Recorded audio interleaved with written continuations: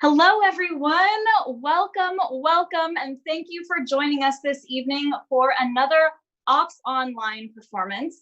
My name is Sullivan McIntosh. I'm a core company member here with Original Practice Shakespeare, and I'm so excited to welcome you to our show this evening, The Tragedie of Macbeth.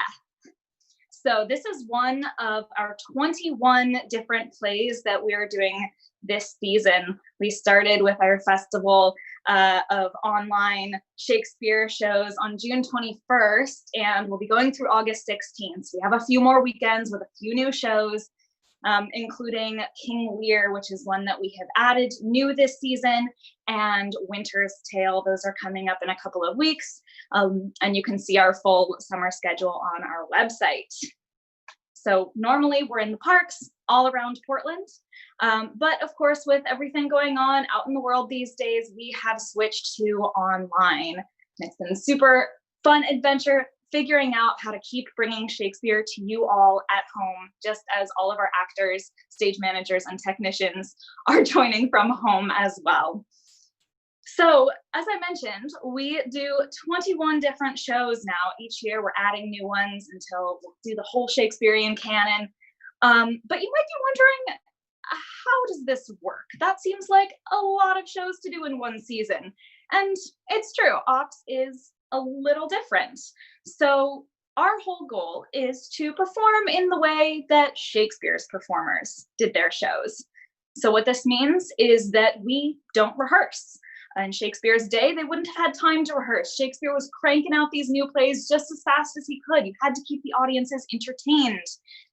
It was the Netflix of the day. If you were doing the same show weekend after weekend, audiences would get bored and stop coming out to the theater. So we like to try to keep things fresh as well, changing it up every weekend, every day. We wouldn't have time to rehearse, just like they didn't have time to rehearse. We also don't get to see the full script. Hey, these plays were new to Shakespeare's actors. As they were writing them, they didn't get to look ahead of time. We don't get to look ahead of time either. And they wouldn't have been able to get the full script anyway because it was just too expensive at the time to run those full copies of the script through with a relatively new printing press. And there were no copyright laws at the time. So it would have been just a little too easy for somebody out in the audience, some sneaky thief, to steal a script if you had several going around. And honestly, the actors weren't too trustworthy either. If an actor wasn't pleased with their role, they might take their copy of the script over to a competing theater and kind of bargain their way into a better role there. Kind of maybe not so great for the playwright. So you had to protect your work. You do that by keeping it pretty hush-hush. Really, the only people who would have had the copy of the script would have been the playwright, theater manager, and the prompter, which we also have a prompter, just as Shakespeare's actors would have. I'll tell you a little bit more about that as we get closer to starting the show. We do practice our skills the way Shakespeare's actors would have, and the way sports teams would have. We kind of like to view our company as a little closer to a sports team than your traditional theater. So just like a sports team, we practice our skills together, we try out different scenes, and then we come together to do a play. Just like you'd go to a sports game. And we do have a couple special tools to help us get through a play like this without having rehearsed. And one super important one is our scrolls. As I mentioned, the actors wouldn't have had a full copy of the script, but they had to have their lines somehow, some way. So they would have just their own lines written out on a scroll like this one so that they could see just their cue lines, maybe the last few words before the line that they speak, or their entrance or their exit, and then their own lines that they could rehearse on their own, memorize as much as they could. But of course, getting those shows out might not have it totally down the first couple of times you do the show. So we do have these scrolls. It's a very important tool. And we have our prompter to help keep us on track, kind of like a referee at a sports game. And again, just like a sports game, we like the audience to be involved, like you would get involved at a sports game. We love to hear your cheers when you like what a character's doing. We want to hear your boos when something is going wrong. And your laughter and your comments, whatever's kind of coming up in your mind, we love to hear all that. We love it when you share with us. So if you're watching on Facebook, we've got M there to, as Original Practice Shakespeare, to interact with you, as well as Sarah over on YouTube if you're watching from there. So feel free to drop us comments, say hi, ask questions, cheer and boo right in the comments section, and we'll be right there with you interacting along. Our shows are always free. They're free in the parks, they're free here online, because we believe that Shakespeare should be accessible to everybody, no matter what your financial situation is. And I know especially these days, it can be a challenge. So we're just excited that we can bring some entertainment to you live tonight. But this is only possible because we have some amazing sponsors. We have our season sponsor, the amazing Ronnie LaCroute, as well as the Starseed Foundation, Regional Arts and Culture Council, Advanced Gender Equity in the Arts, the Kinsman Foundation, and Oregon Community Foundation. And of course, we have some wonderful donors and sponsors out there in the audience, you all watching. If you're willing to, you're able to donate right to us. This helps us support our actors, our technicians, our stage managers, everyone that comes together to make these shows happen. So there should be links, depending on where you're watching, up to the top, over to the sides, that you can click on to donate today. You can also text OpsFest online to 44321, or of course you can check out our website, opsfest.org, and donate there. I believe that is through PayPal.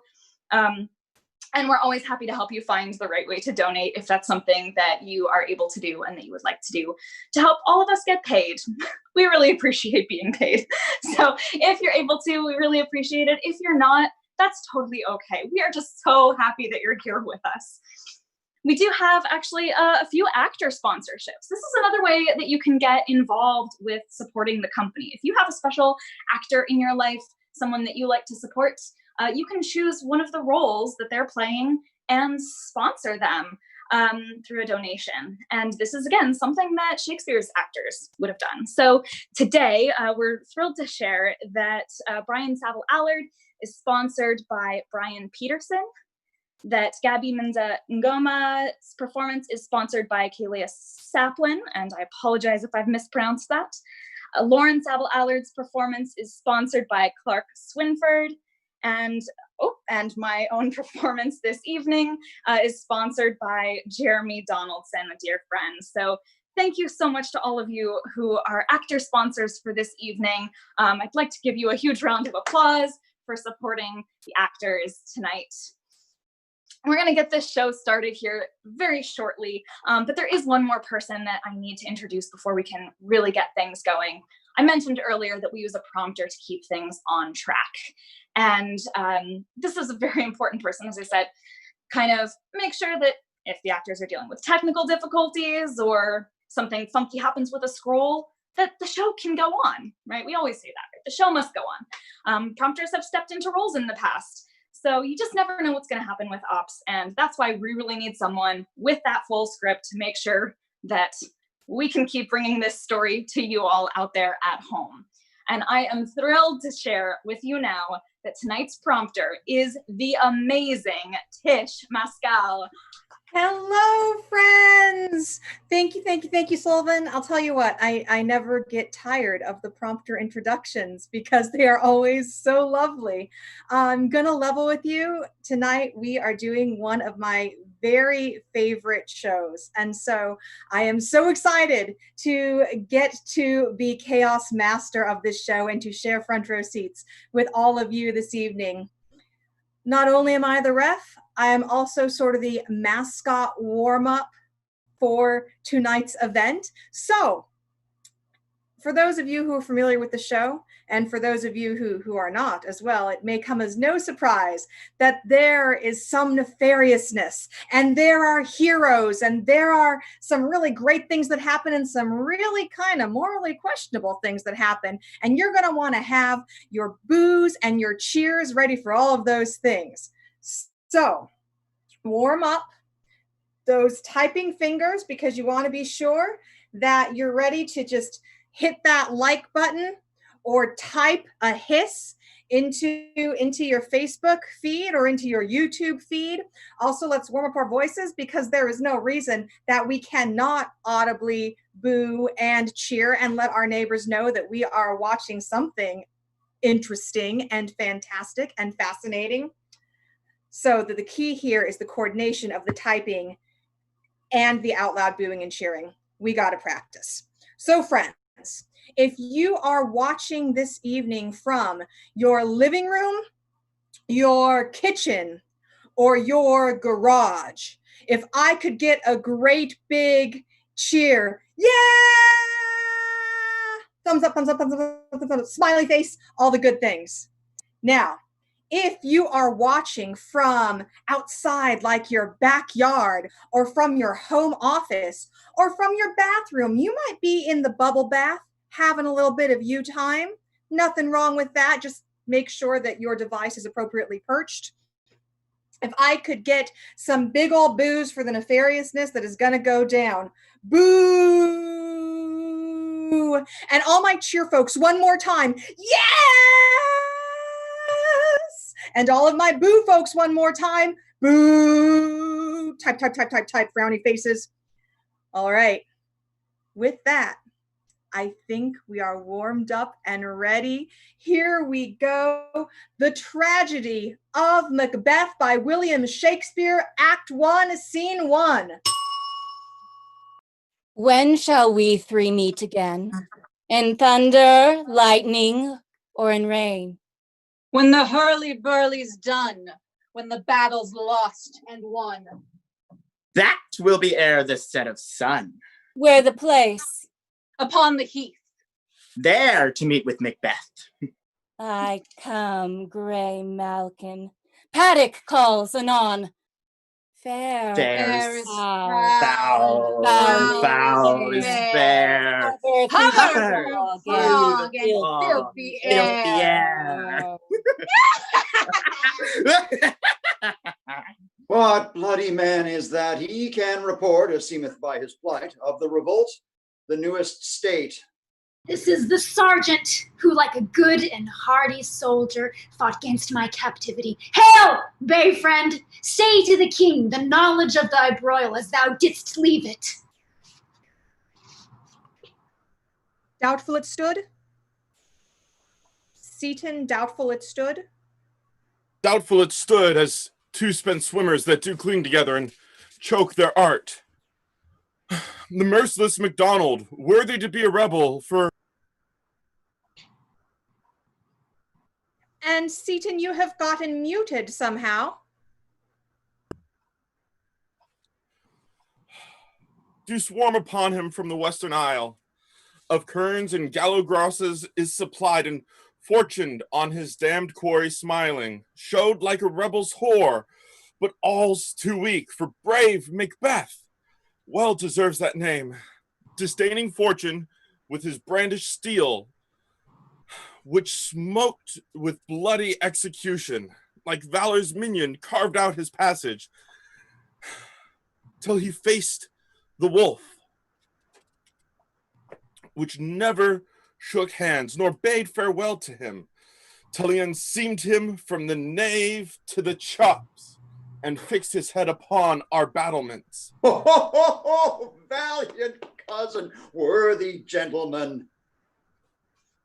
No sooner justice had, with valor armed, compelled these skipping kerns to trust their heels, but the Norwegian lord, surveying the vantage, with furbushed arms and new supplies of men, began a fresh assault. Oh, dismayed not this our captains Macbeth and Banquo? Yes, as sparrows, eagles, or the hare and the lion. So they doubly redoubled strokes upon the foe, except they meant to bathe in reeking wounds, or memorize another Golgotha. I cannot tell, but I am faint. My gashes cry for help.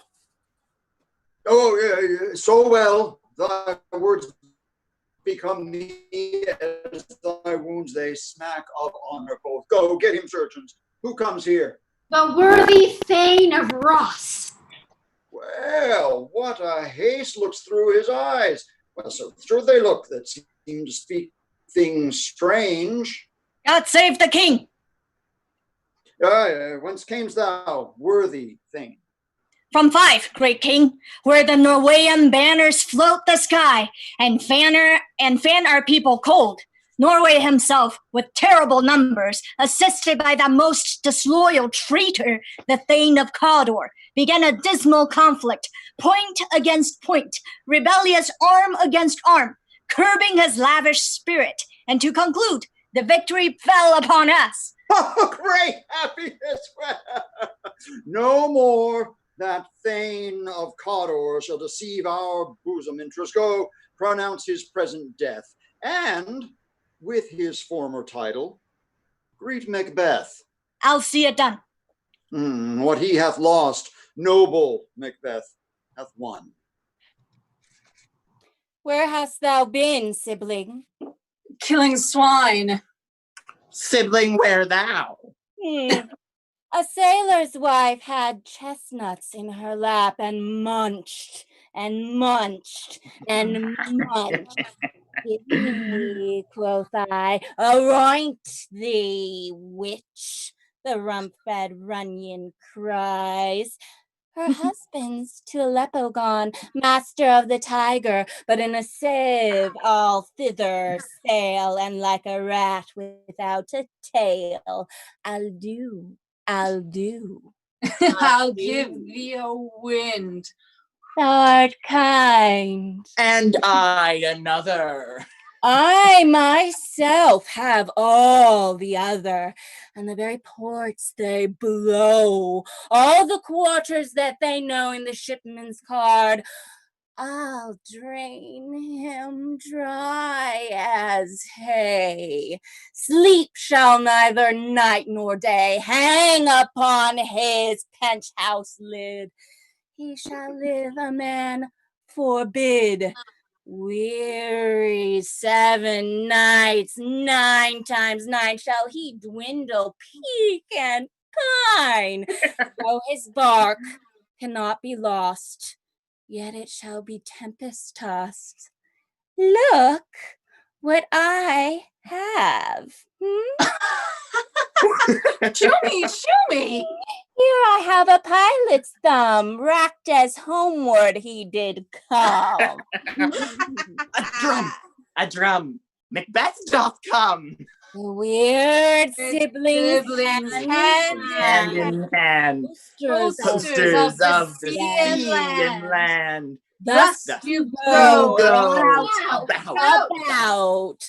Thrice to mine, and thrice to mine, and thrice again. Again to make mine. Peace. The Charms wound up. So foul and fair a day I have not seen. How far is it to Saurus? What are these so withered and so wild in their attire that not like these yet are on it? I live you, or are you aught that one might question? You seem to understand me by each at which their choppy fingers lay on choppy skinny lips. Speak, if you can. What are you? All hail, Macbeth. Hail to thee, Thane of Glums. All hail Macbeth. Hail to thee, Thane of Cawdor. All hail Macbeth, that shall be king hereafter. Good sir, why do you start and seem to fear things that do sound so fair? In the name of truth, are ye fantastical, or that indeed which outwardly you shew? My noble partner you greet with present grace and great prediction of noble having and royal hope, that he seems rapt withal. To me you speak not. If you can look into the seas of time and say which grain will grow and which will not, speak then to me, who neither beg nor fear your favors nor your hate. Hail.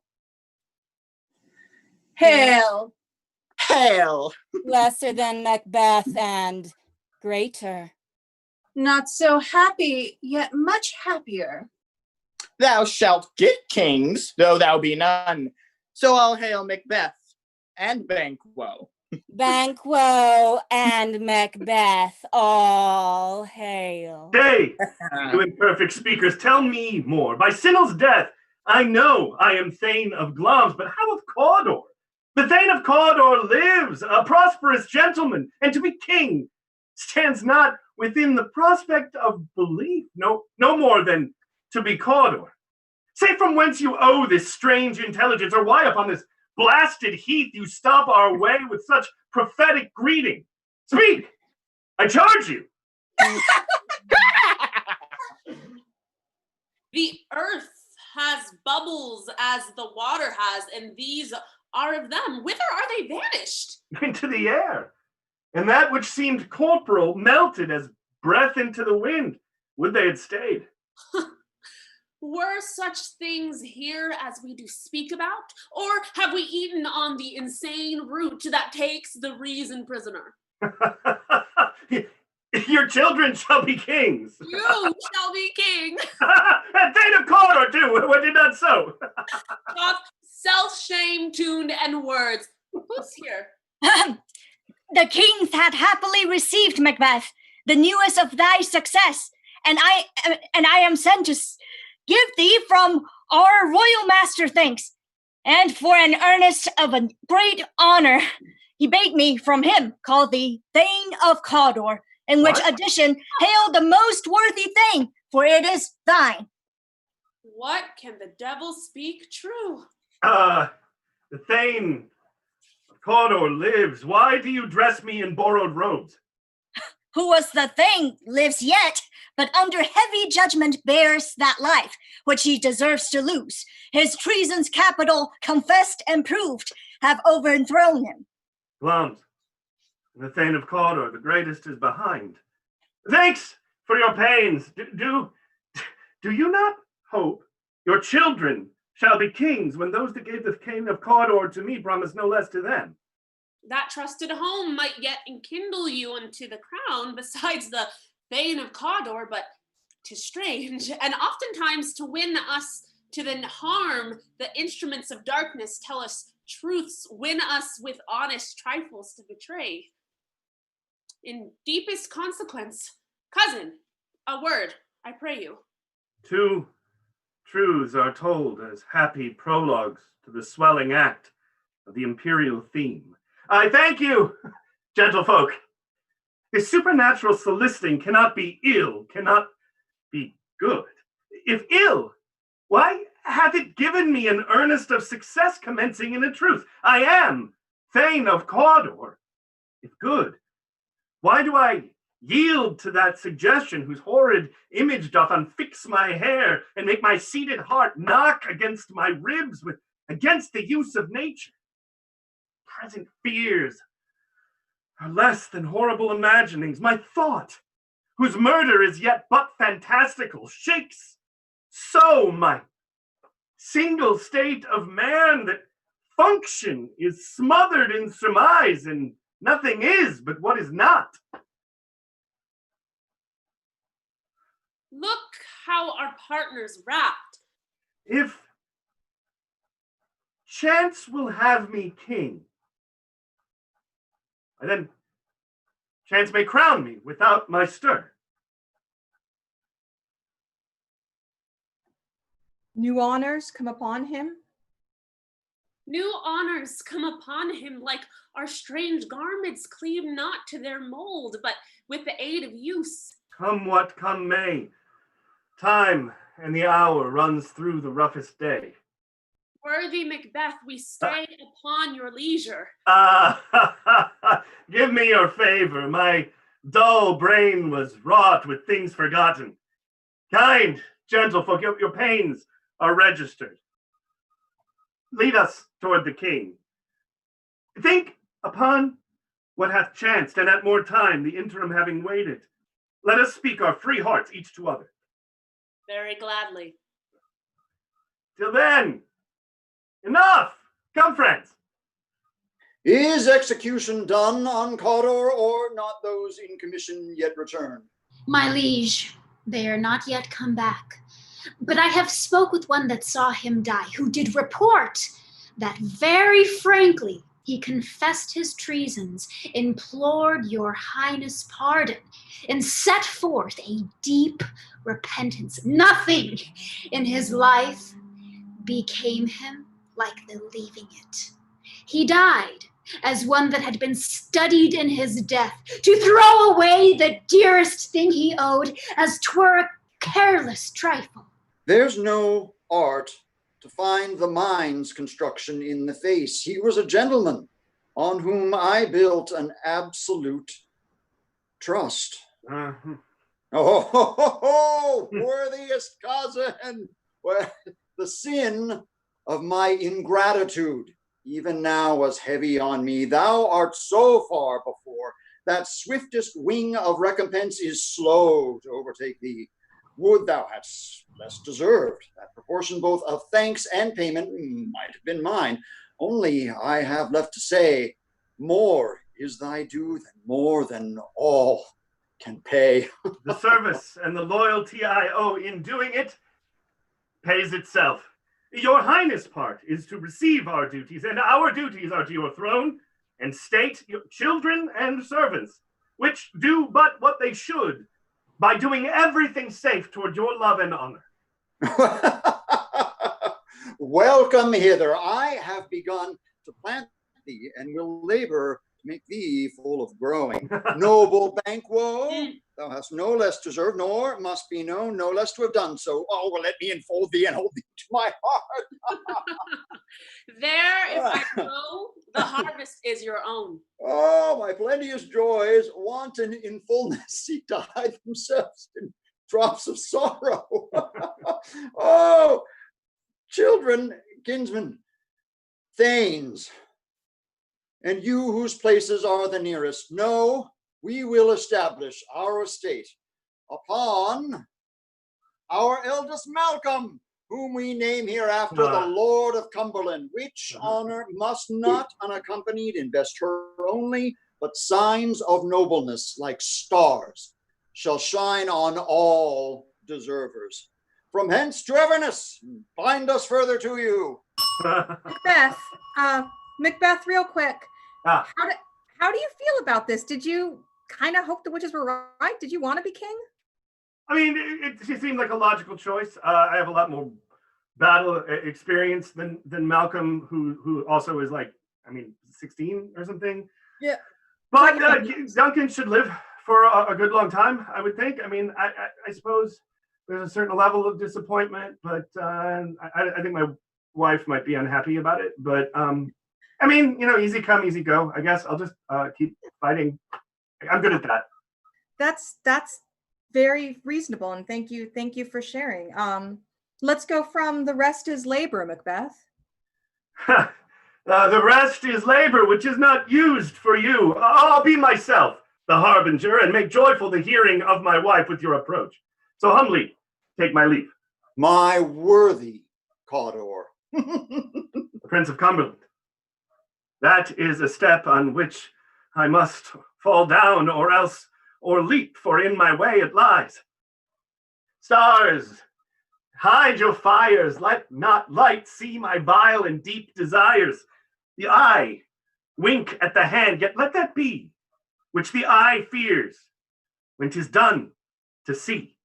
True, worthy Banquo, he is full so valiant, and in his commendations I am fed. It is a banquet to me. That's after him, whose care has gone before to bid us welcome. It is a peerless kinsman. They met me in the day of success, and I have learned by the perfectest report that they have more in them than mortal knowledge. When I burned in desire to question them further, they made themselves into air, in which they vanished. Whilst I stood wrapped in the wonder of it, came missives from the king, who all hailed me Thane of Cawdor, by which title before these weird sisters saluted me and referred me to the coming on of time with Hail King that shall be. This have I thought good to deliver to thee, my dearest partner of greatness, that thou mightst not lose the dues of rejoicing by being ignorant of what greatness is promised thee. Lay it to thy heart, and farewell. Lambs thou art, and Cawdor, and shalt be what thou art promised. Yet do I fear thy nature. It is too full of the milk of human kindness to catch the nearest way. Thou wouldst be great, art not without ambition, but without the illness should attend it. But thou wouldst highly, thou wouldst thou holily, wouldst not play false, and yet wouldst wrongly win. Thou'st have great Lambs, that which cries thou must do if thou have it, and rather that which thou dost fear to do. Then wishes should be undone. Hie thee hither, that I might pour my spirits in thine ear, and chastise with the valor of my tongue all that impedes thee from the golden round, which fate, metaphysical age seem to have thee crowned withal. What is your tidings? The king comes here tonight. Art mad to say it. Is not thy master with him, who or so would have been formed for preparation? So please you, it is true, our Thane is coming. One of the fellows had the speed of him, who, almost dead for breath, had scarcely more than would make up his message. Give him tidings. He brings great news. The raven himself is hoarse, which croaks through the fatal entrance of Duncan under my battlements. Come, you spirits that tend on mortal thoughts, unsex me here. Fill me from the crown to the toe, top full of direst cruelty. Make thick my blood. Stop up the access and passage to remorse, that no compunction visitings of nature shake my fell purpose, nor keep peace between the effect and the hit. Come to my woman's breast and take my milk for gall, you murdering ministers, wherever in your sightless substances you wait on nature's mischief. Come, thick night, and haul thee in the dundest smoke of hell, that my keen knife see not the wound it makes, nor heaven peep through the blanket of the dark to cry, hold, hold. Great Lambs, worthy Cawdor, greater than both, by thee all hail hereafter. My letters have transported me past the ignorant present, and now I feel the future in an instant. My dearest love, Duncan comes here tonight. And when goes hence? Tomorrow, as he purposes. Oh, never shall the sun that morrow see. Your face, my Thane, is a book of strange matters that one might read to pass the time. Look like the time. Fair welcome in your eye. Appear the innocent flower, be the serpent under it.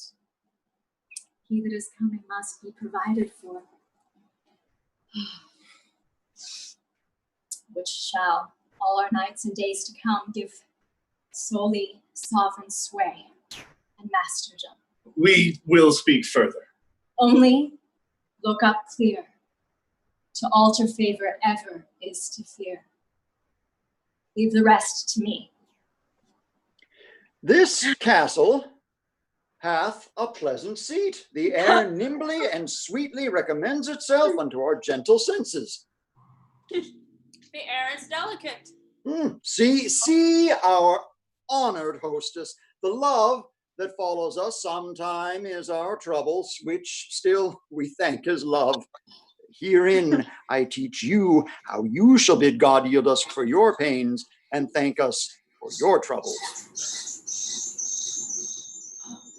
All our service in every point. Oh goodness, The servant forgot something. I'll be right back. Of course. That was quite an effect. That was a wonderful entrance. My goodness, I'm glad we're here. And castles are a little echoey, all the stone. Those big stones. And also, Duncan, while we're here, I just wanted to chat with you for a moment. Excellent. Yes. Talk to me a little bit about all these. It sounds like Macbeth. I'm so sorry. We've had very little time to prepare, but we're so glad you're here. All our service, in every point twice done, and then done double. We're poor and single business to contend against those honors, deep and broad, wherein your majesty loads our house. For those old and late dignities heaped upon them, we rest your ermities. Where's the Thane of Cawdor? We coursed him at the heels and had a purpose to be his purveyor, but he rides well, and his great love, sharp as his spur, hath holp him to his home before us.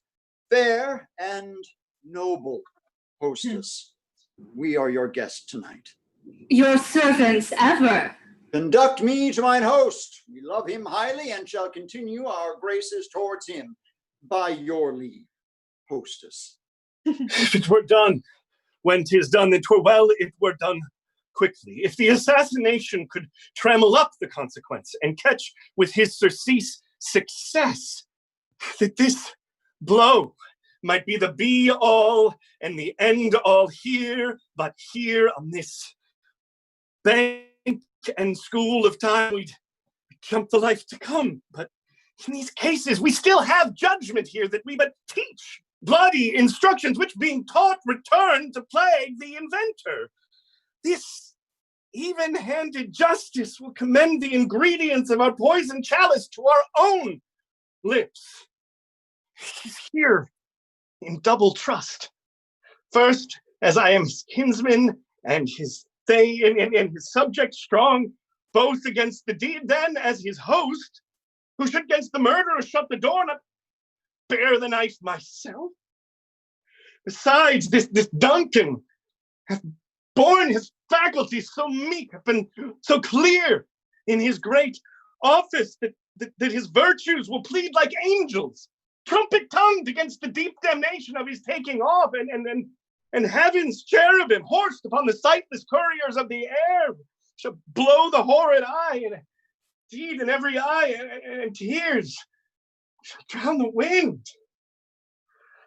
I have no spur to prick the sides of my intent, only vaulting ambition, which o'erleaps itself and falls upon the other. How now? What news? He has almost supped. Why have you left the chamber? He asked for me. No, you not. He has. We will proceed no further in this business. He honored me of late, and I have bought golden opinions of all sorts of people, which should be worn now in their newest gloss, not cast aside so soon. Was the hope drunk wherein you dressed yourself? Hath it slept since, and wasted now to look so green and pale as what it did so freely? And from this time I account thy love. Art thou afeared to be the same in thine own act and valor as thou art in desire? Wouldst thou have that which thou esteemest the ornament of life, and live a coward in their own esteem? But I dare not wait upon I would, like the poor calf in the adage. Prithee, peace. I dare do all that may become a man. Who dares do more is none. What beast was then that made you break your enterprise with me? When you durst do it, then you were a man. And to be more than what you were, you would be so much more the man. Nor time nor place to then and here, and yet you would make both. They have made themselves, and their fitness now does unmask you. I have given suck, and know how tender 'tis to love the babe that milked me. I would, whilst it was smiling in my arms, have plucked my nipple from his boneless gums and dashed the brains out had I so sworn as you had done to this. If we should fail! We fail.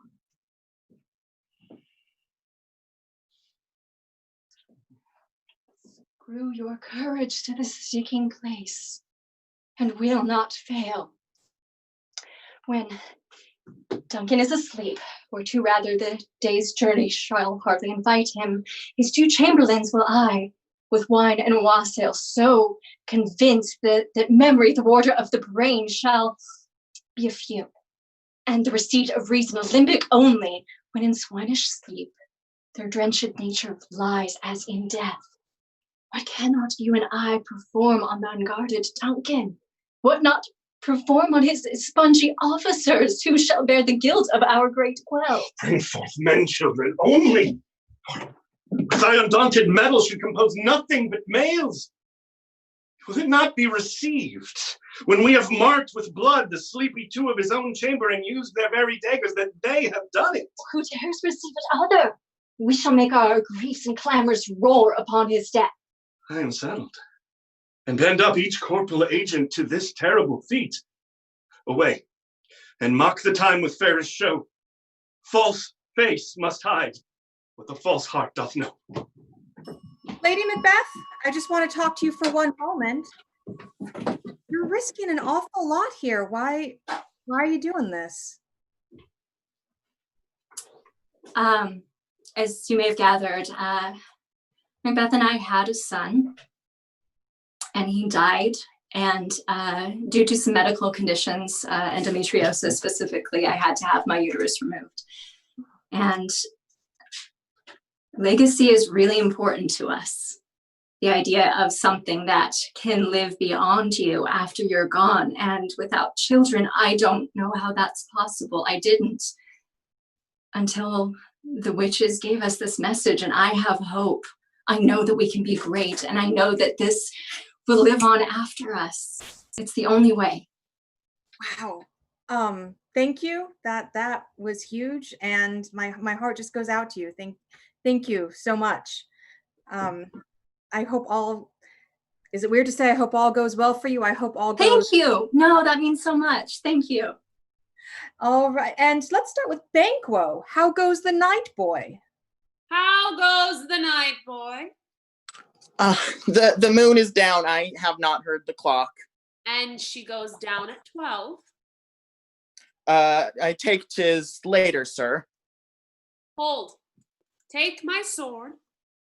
There's husbandry in heaven. Okay. Their candles are all out. Take thee that too. Oh, okay. The heavy sun lies like lead upon me, and yet I would not sleep. Merciful powers, restrain in me the cursed thoughts that nature gives way to this in response. Give me my sword. Oh, here. Look here. A friend. Sir, not you at rest? The king's abed, he hath been in unusual pleasure, and hath sent forth great largeness to your offices. This diamond he greets your wife withal by the name of the most kind hostess, and shut up in the measurelessness content. Being unprepared, our will became the servant to defect, which else should free have wrought. All's well. I dreamt last night of the 3 wayward siblings. To you they have showed some truth. I think not of them. Yet, when we can entreat an hour to serve, we should spend it in some words upon that business, if you would grant the time. At your kindest leisure. If you shall cleave to my consent when 'tis, it shall make honor for you. So I lose none in seeking to augment it, but still keep my bosom franchised and allegiance clear. I shall be counseled. Good repose the while. Thanks, sir. The likes to you. Go. Bid thy mistress, when my drink is ready, she strike upon the bell. Get thee to bed. Is this a dagger, which I see before me? The handle toward my hand. Come, let me clutch thee. Have thee not. And yet I see thee still. Art thou not fatal vision sensible to feeling as to sight? Or art thou but a dagger of the mind, a false creation proceeding from the heat-oppressed brain? I see thee yet, in form as palpable as this which now I draw.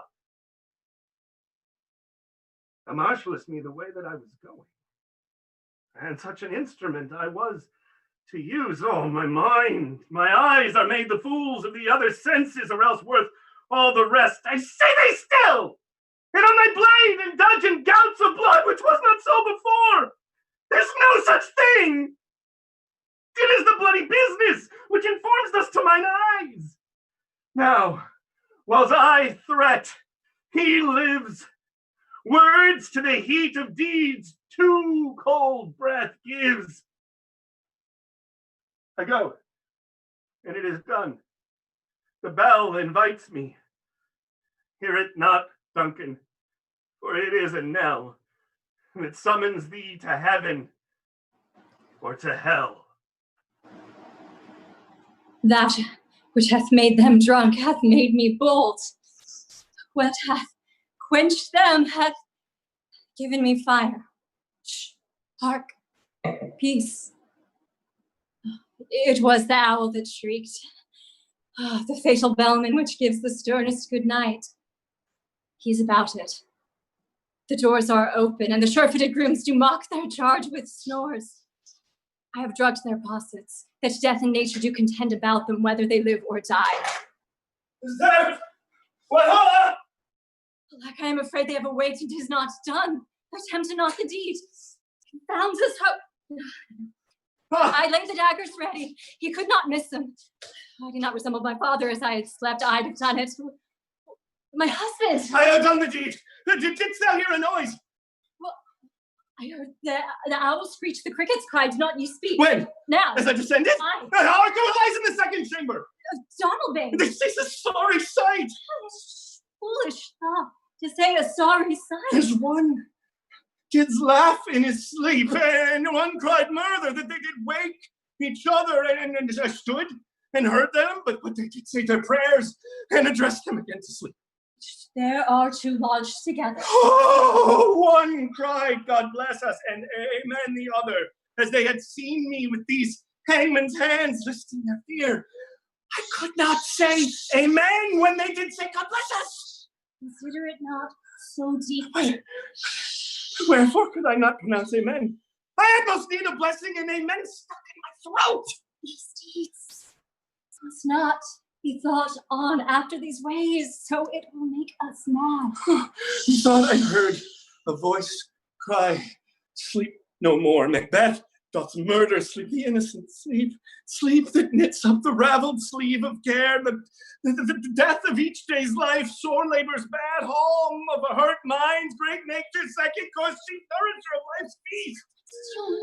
Still it cried, sleep no more to all the house. Glums hath murdered sleep, and never Cawdor shall sleep no more. Macbeth shall sleep. Who was it that thus cried? My worthy thing, you do unbend your noble strength to think so brain sickly of things. Get some water and wash this filthy witness from your hand. Why did you bring the daggers to this place? They must lie there. Go, carry them back again and smear the sleepy grooms with... No, I dare go no more! I am afraid to think what I have done to look on me again, I don't know. Firm of purpose, give me the daggers.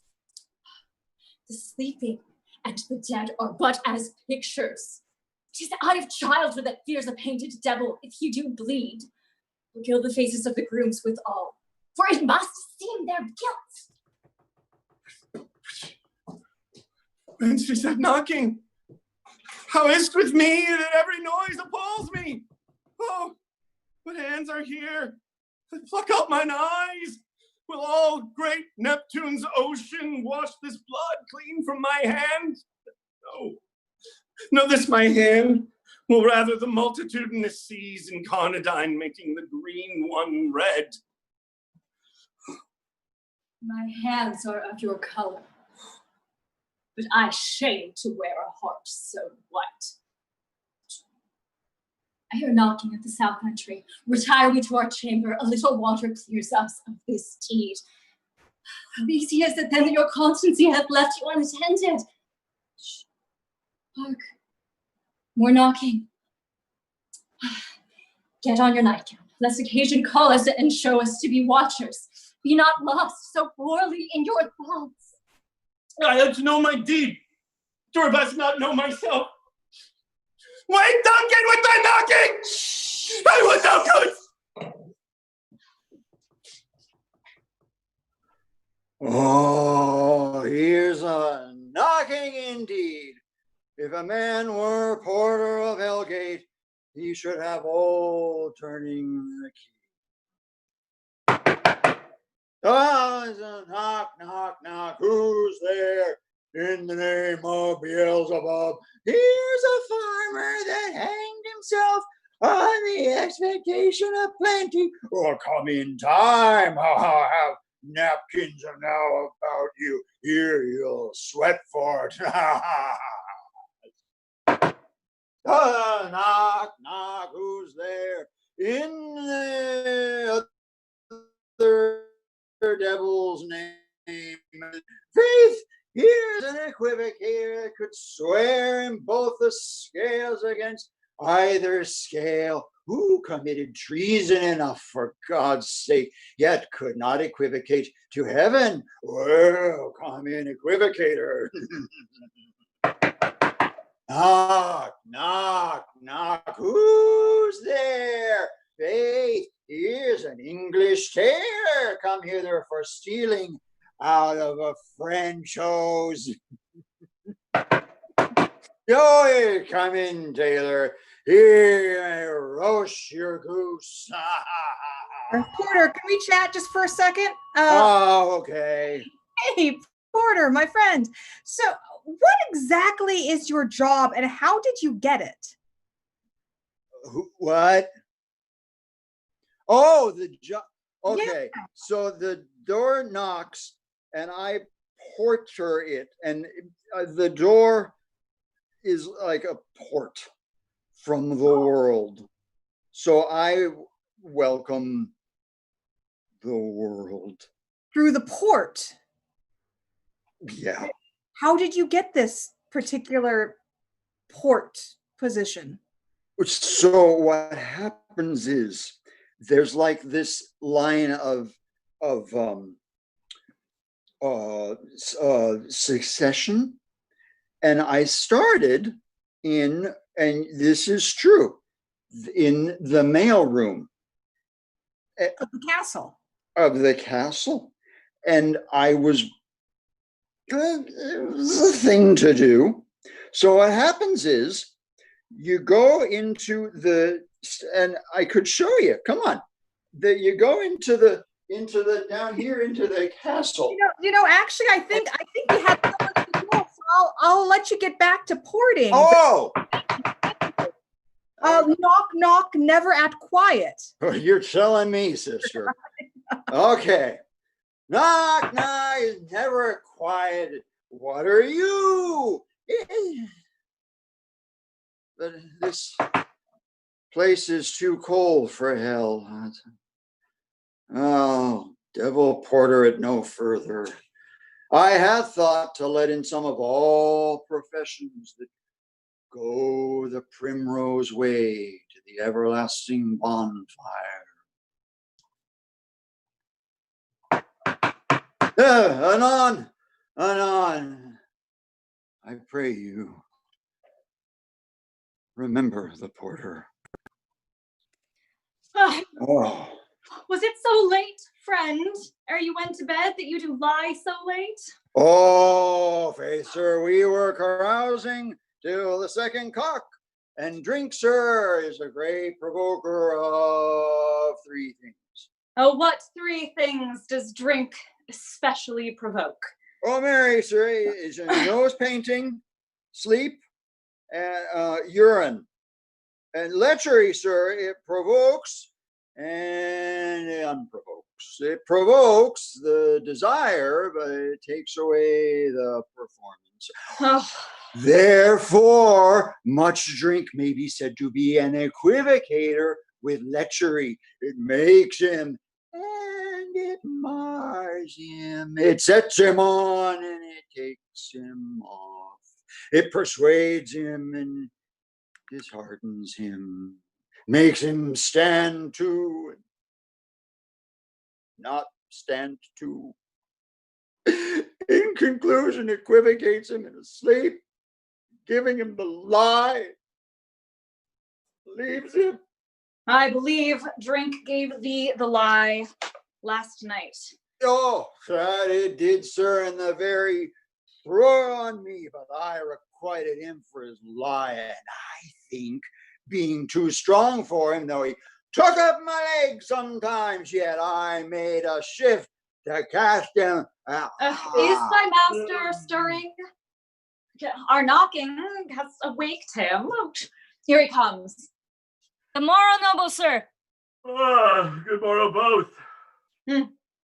Is the king stirring, worthy Thane? Not yet. He did command me to call timely on him. I've almost slipped the hour.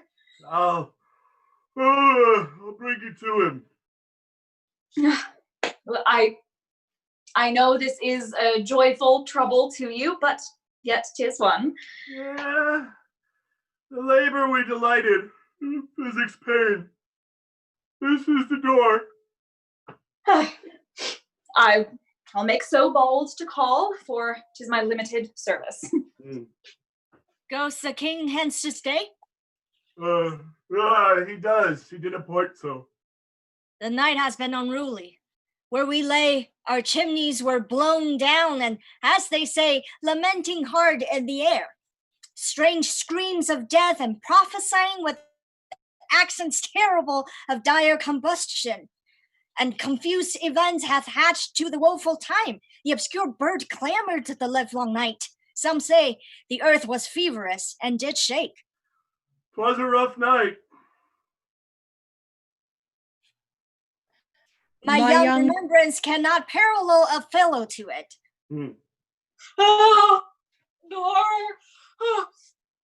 Horror! And tongue nor heart cannot conceive nor name thee. What's the matter?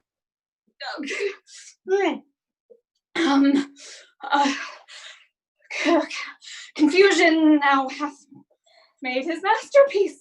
Most sacrilegious murder hath broke up the Lord's anointed temple and stole thence the life of the building. What is it you say, the life? Mean you his majesty? Approach the chamber and destroy your sight with a new gorgon. Oh, do not bid me speak. See and then speak yourselves. Awake!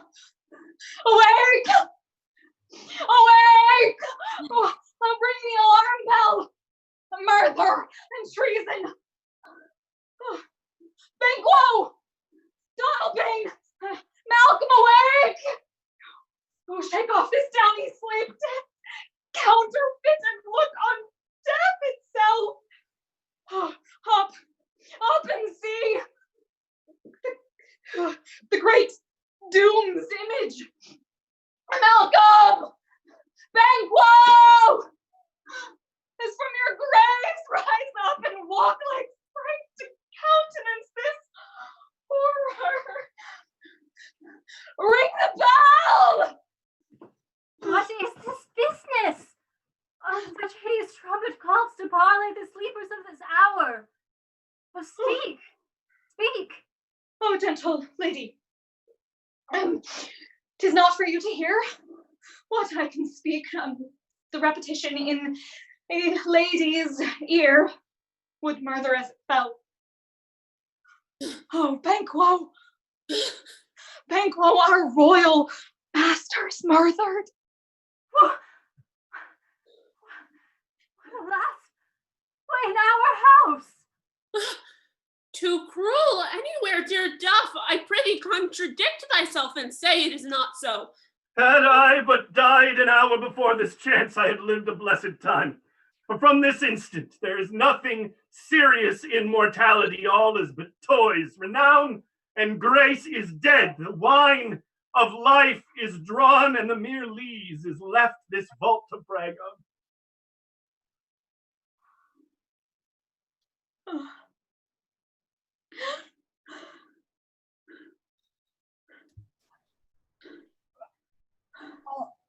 He's left this vault to brag of. May we start, Macbeth, from had I but died?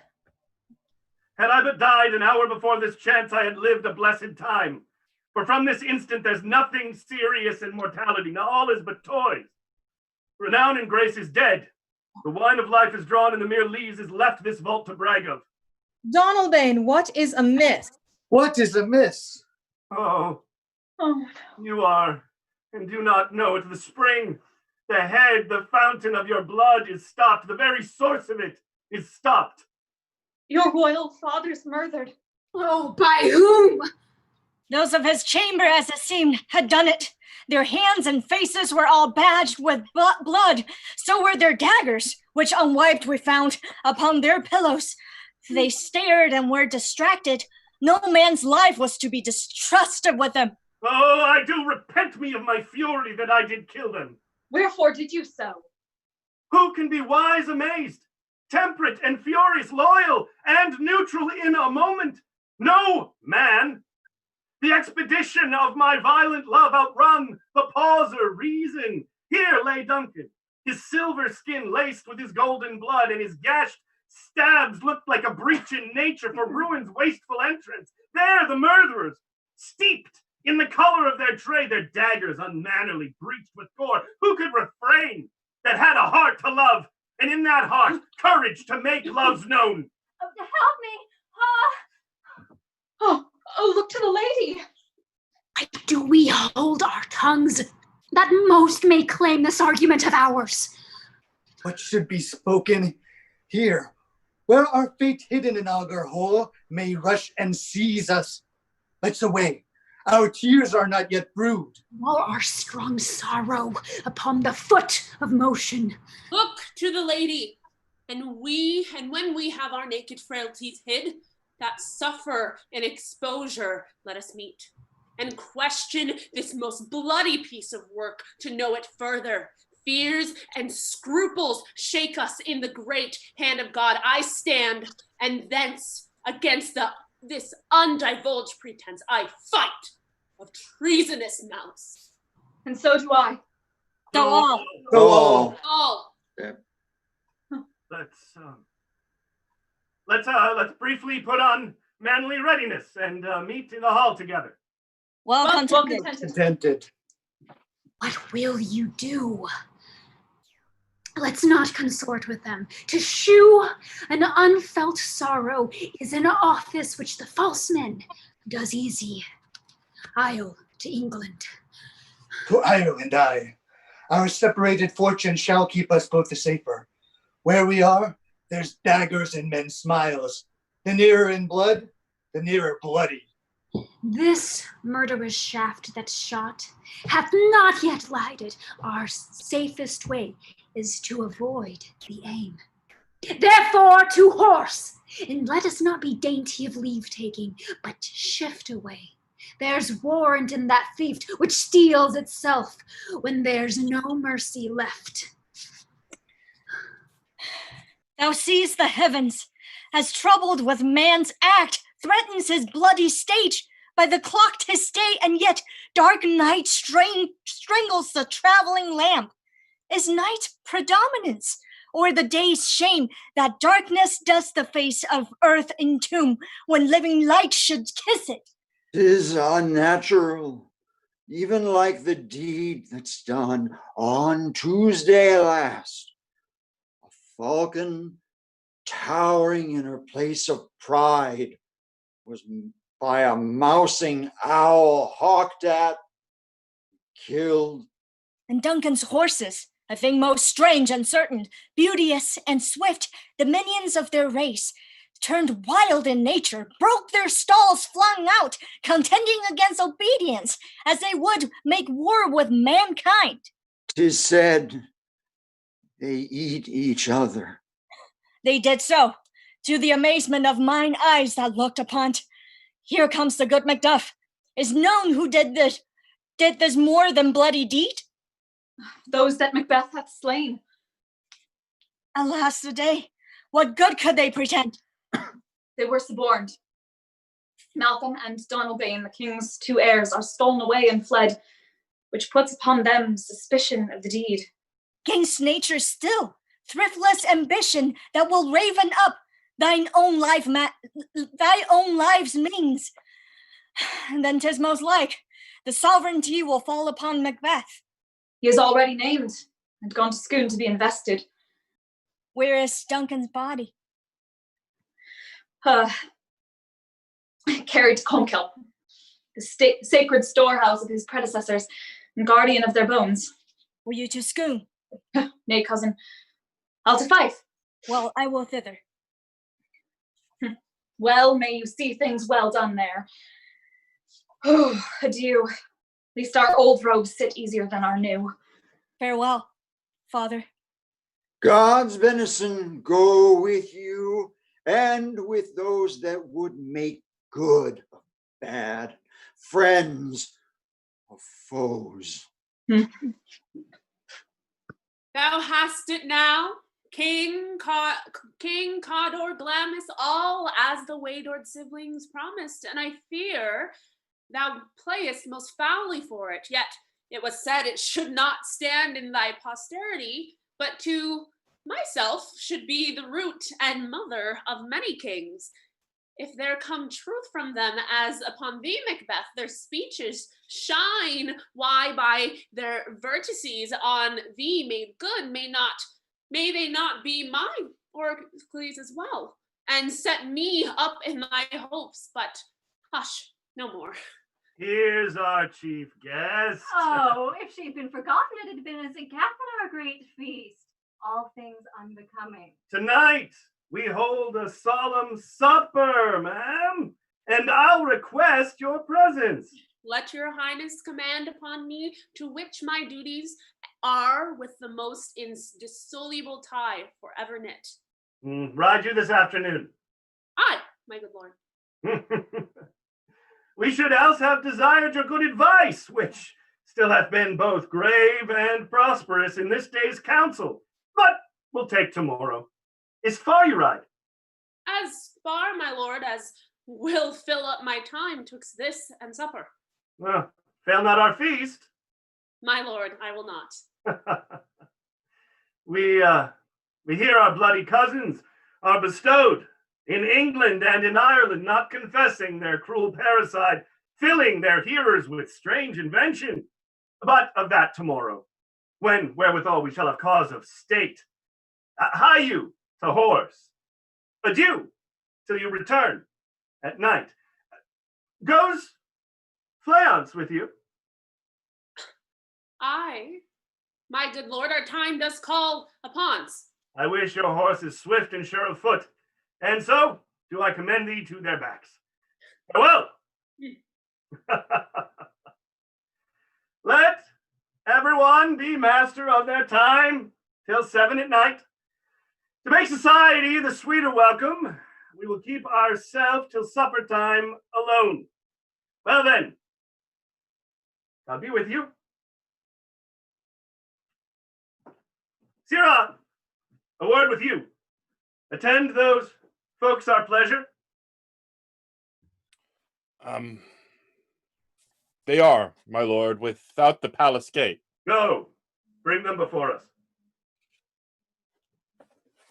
To be thus is nothing, but to be safely thus.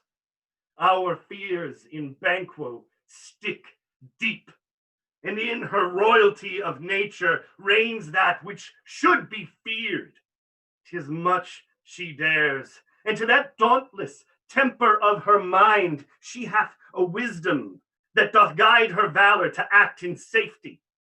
There's none but she whose being I do fear, and under her my genius is rebuked, as it was said that Mark Antony's was by Caesar. She chid the sisters when first they put the name of king upon me, and bade them speak to her. Then, prophet-like, they hailed her mother to a line of kings.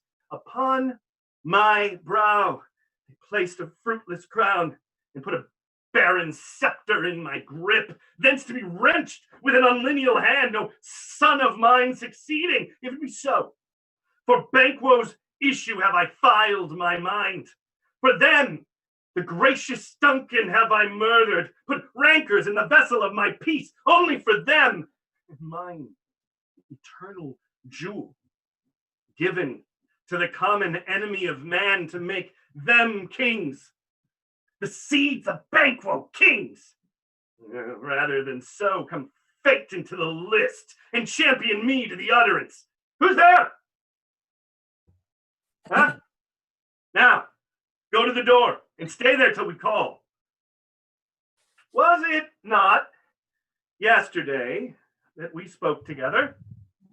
It was so, please your highness.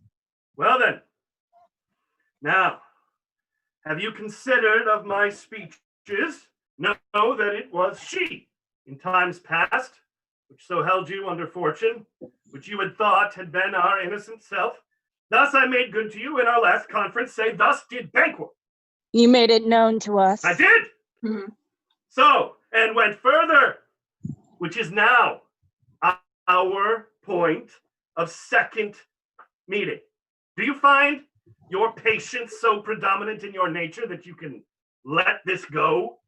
We are men, my liege. Aye, in the catalog you go for men as hounds and greyhounds, mongrels, spaniels, curs, shogies, water rugs, and demi-wolves are clipped by the name of dogs, and so of men. Now, if you have a station in the file, not in the worst rank of manhood, say it, and I will put that business in your bosoms, whose execution takes your enemy off, grapples you to the heart and love of us, who wear our health but sickly in this life, which in her death were perfect. I am one, my liege, whom the vile blows and buffets of the world hath so incensed that I am reckless what I do despite the world. And I, another, so weary with disasters, tugged with fortune that I would set my life on any chance to mend it or be rid on it. Mm-hmm. Both of you know Banquo was your enemy. True. True, my lord. Mm-hmm. So is she mine. And in such bloody distance that every minute of her being thrusts against my nearest of life. And though I could, with barefaced power, sweep her from my sight and bid my will avouch it, I must not, for certain friends that are both hers and mine, whose loves I may not drop, but wail her fall, who I myself struck down. And thence it is that I, to your assistance, do make love, masking the business from the common eye for sundry weighty reasons. We shall, my lord, perform what you command us. Though our lives... Your spirits shine through you. Within this hour, at most, I will advise you where to plant yourselves, acquaint you with the perfect spy of the time, and something from the palace, and with her to leave no rubs nor botches in the work flayons. Her son that keeps her company, whose absence is no less material to me than is his mother's, must embrace the fate of that dark hour. Resolve yourselves apart. I'll come to you anon. We are resolved, my lord. I'll call upon you straight. Abide within. Banquo, thy soul's flight, if it find heaven, must find it out tonight. Is Banquo gone from court? Aye, madame, but returns again tonight. Say to the king I would attend his leisure for a few words. Madame, I will. Naughts had, all's spent. When our desire is got without content, 'tis safer to be that which we destroy than by destruction live in doubtful joy. How now, my lord? Why do you keep alone? We have scorched the snake, not killed it, shall close. It be yourself, whilst our poor malice remains in danger of her former tooth. But let the frame of things disjoint. Both the worlds suffer, and we will eat our meal in fear and sleep in the affliction of these terrible dreams that shake us nightly. Better to be with the dead whom we, to gain our peace, have sent to peace, than on the torture of the mind to lie in restless ecstasy. Duncan is in his grave. After life's fitful fever, he sleeps. Well, treason has done his worst, nor steel, nor poison, malice, domestic, foreign loving, nothing can touch him further. Shh, come on. My gentle lord, sleep o'er your rugged looks. Be bright and jovial amongst your guests tonight. So shall I love, and so I pray be you. Let your remembrance apply to Banquo. Present her eminence both with eye and tongue, and make our faces vizards to our hearts, disguising what we are. You must leave this. Oh, full of scorpions is my mind, dear wife. Thou knowest that Banquo and her flayance lives. But in them nature's copy not etern. There's comfort, yet they are assailable. There shall be done a deed of dreadful note. What's to be done? Be innocent of the knowledge, dearest Chuck, till thou applaud the deed. Come, sealing night, scarf up the tender of pitiful day, and with thy bloody and invisible hand cancel and tear to pieces that great bond which keeps me pale. Marvelous at my words. Hold be still. Things bad begun make strong themselves by ill.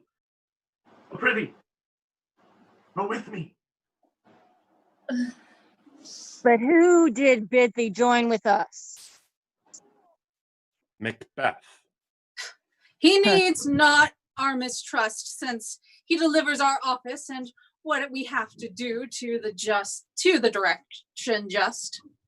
Then stand with us. The west yet glimmers with some streaks of day. Now spurs the lated traveler apace to gain the timely inn, and near approaches the subject of our watch. I hear horses. Give us a light here, hoa! Then 'tis she. The rest that are all within the note of exception already in the court. Her horses go about. Almost a mile, but she does usually. So all men do, from hence to the palace gate. Make it the walk. A light! A light! 'Tis she. It will be rain tonight. Let it come down.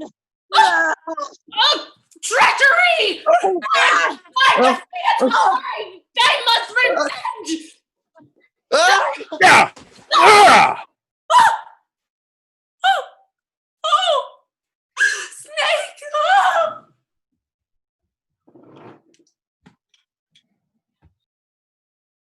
Who did strike out the light? Seaton. Who did strike out the light? Was not the way? That's but one down. The sun is fled. We've lost the best half of our affair. Well, let's away and say how much is done. And that is intermission, friends. You know where concessions are? Go to the concessions over in your kitchens, take a run to the bathroom, you know where those are too. And we will be back in 8 minutes. See you soon.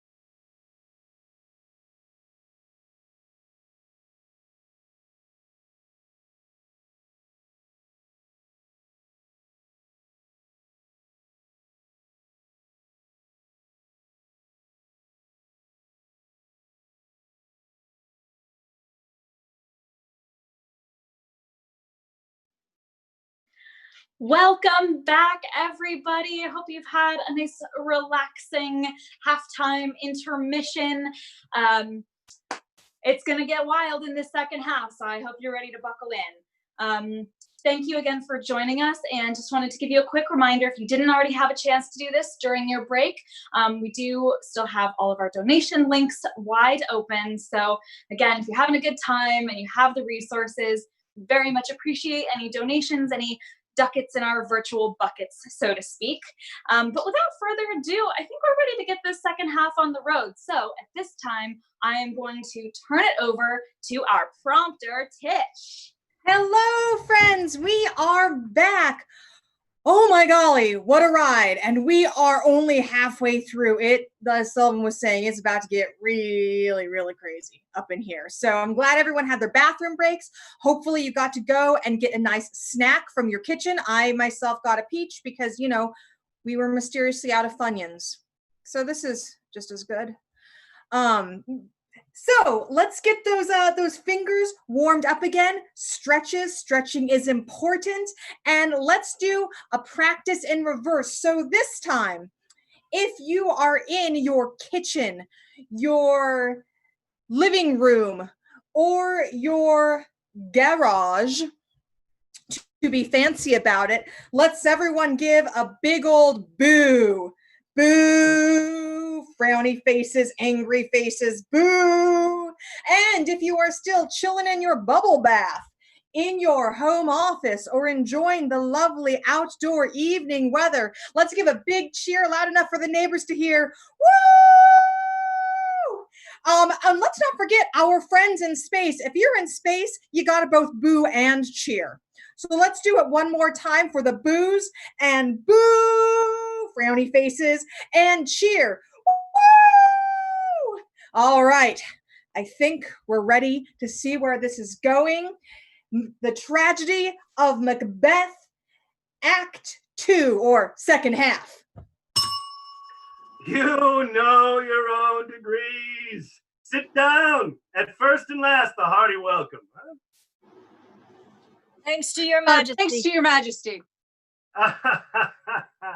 Our self will mingle with society and play the humble host. Our hostess keeps her state, but in best time we will require her welcome. Pronounce it for me, sir. To all our friends, for my heart speaks, they are welcome. See, they encounter thee with their heart's thanks.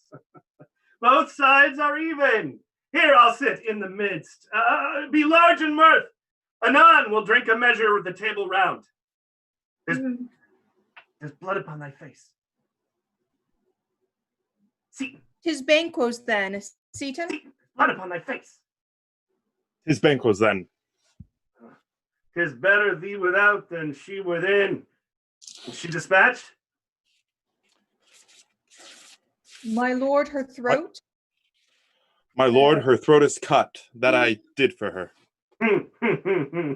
Thou art the best of the cutthroats, yet he's good that did the like for Fleance. If thou didst it, thou art the nonpareil. Most royal sir, Fleance escaped. Then comes my fit again. I had else been perfect, whole as a marble, bounded as the rock, as broad and general as the casing air, but now I am cabined, cribbed, confined, bound into saucy thoughts and doubts and fears. But Banquo say, Aye, my good lord, safe in a ditch she bides, with 20 wretched gashes on her head, the least a death to nature. Thanks for that. There the grown serpent lies. The worm that's fled hath nature that in time will venom breed. No teeth for the present. Get thee gone. Tomorrow we'll hear ourselves again.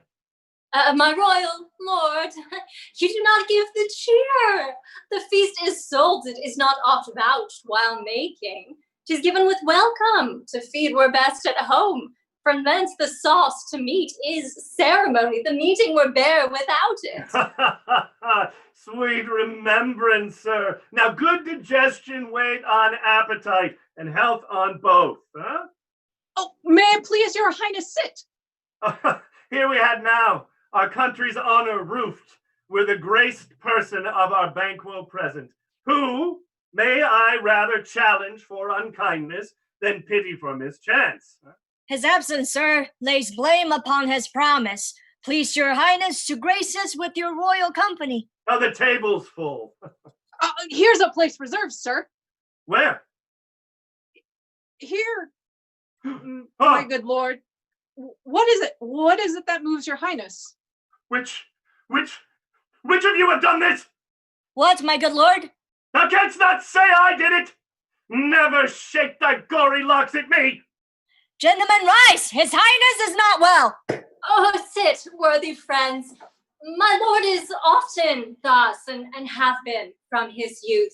Pray you, keep seat. The fit is momentary. Upon a thought he will again be well. If you much note of you shall offend him, and extend his passion, feed, and regard him not. Are you a man? Well, I'm not a bold one that dare look upon that which might just pull the devil. Oh, proper stuff. This is the very painting of your fear. This is the air-drawn dagger which you said led you to Duncan. Oh, these flaws and starts, impostors to true fear, would well become a woman's story at a winter fire, authorized by her grandam. Shame itself, why do you make such faces? When all this time you look on but a stool. Prithee, see there, behold, look, lo, thou say you again, what care I if thou canst nod? Speak, too! If charnel houses and our graves must send those that we bury back, our monuments will be the maws of kites. What? Quite unmanned in folly. If I stand here, I saw her. Fie, for shame. Blood hath been shed ere now. The times had been that when the brains were out, the one would die and there an end. But now they rise again with 20 mortal murthers on their crowns and push us from our stalls. This is more strange than such a murder is. My worthy lord, your noble friends do lack you. Oh, I do forget. Do not muse me, my most worthy friends. I have a strange infirmity, which is nothing to those that know me. Come, love and health to all, and then I'll sit down. Give me some wine, Fill full. I drink to the general joy of the whole table, and to our dear friend Banquo, whom we miss. Would she were here. To all and her we thirst, and all to all. Our duties and the pledge. Avaunt! Quit my sight! Let the earth hide me! Thy bones are marrowless, thy blood is cold, thou hast a speculation in those eyes which thou not glare with! Think of this, good peers, as but a thing of custom. 'Tis no other, only it spoils the pleasure of the time. What? Man dare? I dare! Take any shape but that, and my firm nerve shall never tremble or be alive again. And dare me to the desert, and with thy sword, if the trembling I inhabit, then I protest me the baby of a girl. Hence, horrible shadow, unreal mockery, hence! My so being gone, I am a man again. Pray you, sit still. You have displaced the mirth, broke the good meeting with most admired disorder. You make me strange, even to the disposition that I owe, and now I can think that you can behold such sights and keep the natural ruby of your cheeks when mine is blanched with fear. What sights, my lord? Oh, I pray you, speak not. He grows worse and worse. Questions enrage him. At once, good night. Stand not upon the order of your going, but go at once. Good night, and better help attend his majesty. Oh, thank you. Yes, a kind good night to all. It will have blood, they say. Blood will have blood. What is the night? Almost at odds with morning, which is which. Now sayest thou, that Macduff denies her person at our great bidding. Did you send to her, sir? I hear it, by the way. But I will send. There's not a one of them, but in their house I keep a servant feed. I will tomorrow, and betimes I will, to the Wayard sisters. More shall they speak, for now I am bent to know by the worst means, the worst! For mine own good, all causes shall give way. I am, in blood, stepped in so far, that were I to wait no more, returning were as tedious as the war. Strange things I have in head that will to hand, which must be acted ere they may be scanned. You lack the season of all natures. Sleep. Will to sleep. My strange and self-abuse is the initiate fear that wants hard use. We are yet but young indeed. Come away. Come away, come away. Hecate, Hecate, come away. Come away, come away. Hecate, Hecate, come away.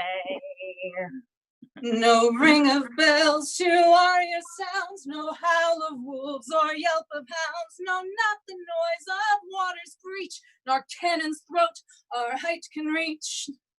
No ring of bells to our ear sounds, nor howls of wolves, no yelp of hounds, no, not the noise of water's breach, nor cannon's throat our height can reach. Come away, Hecate, Hecate, come away. Brinded cat hath mewed. Thrice and once the hedge pen whined. Harp your cries, 'tis time, 'tis time. Round about the cauldron go, in the poisoned entrails throw. Toad that under cold stone days and nights has 31 sweltred venom sleeping got. Born thou first in the charmed pot. Double, Double, toil and trouble. Fire burn, cauldron bubble. Fillet of a fenny snake, in the cauldron boil and bake. Eye of newt and toe of frog, wool of bat and tongue of dog,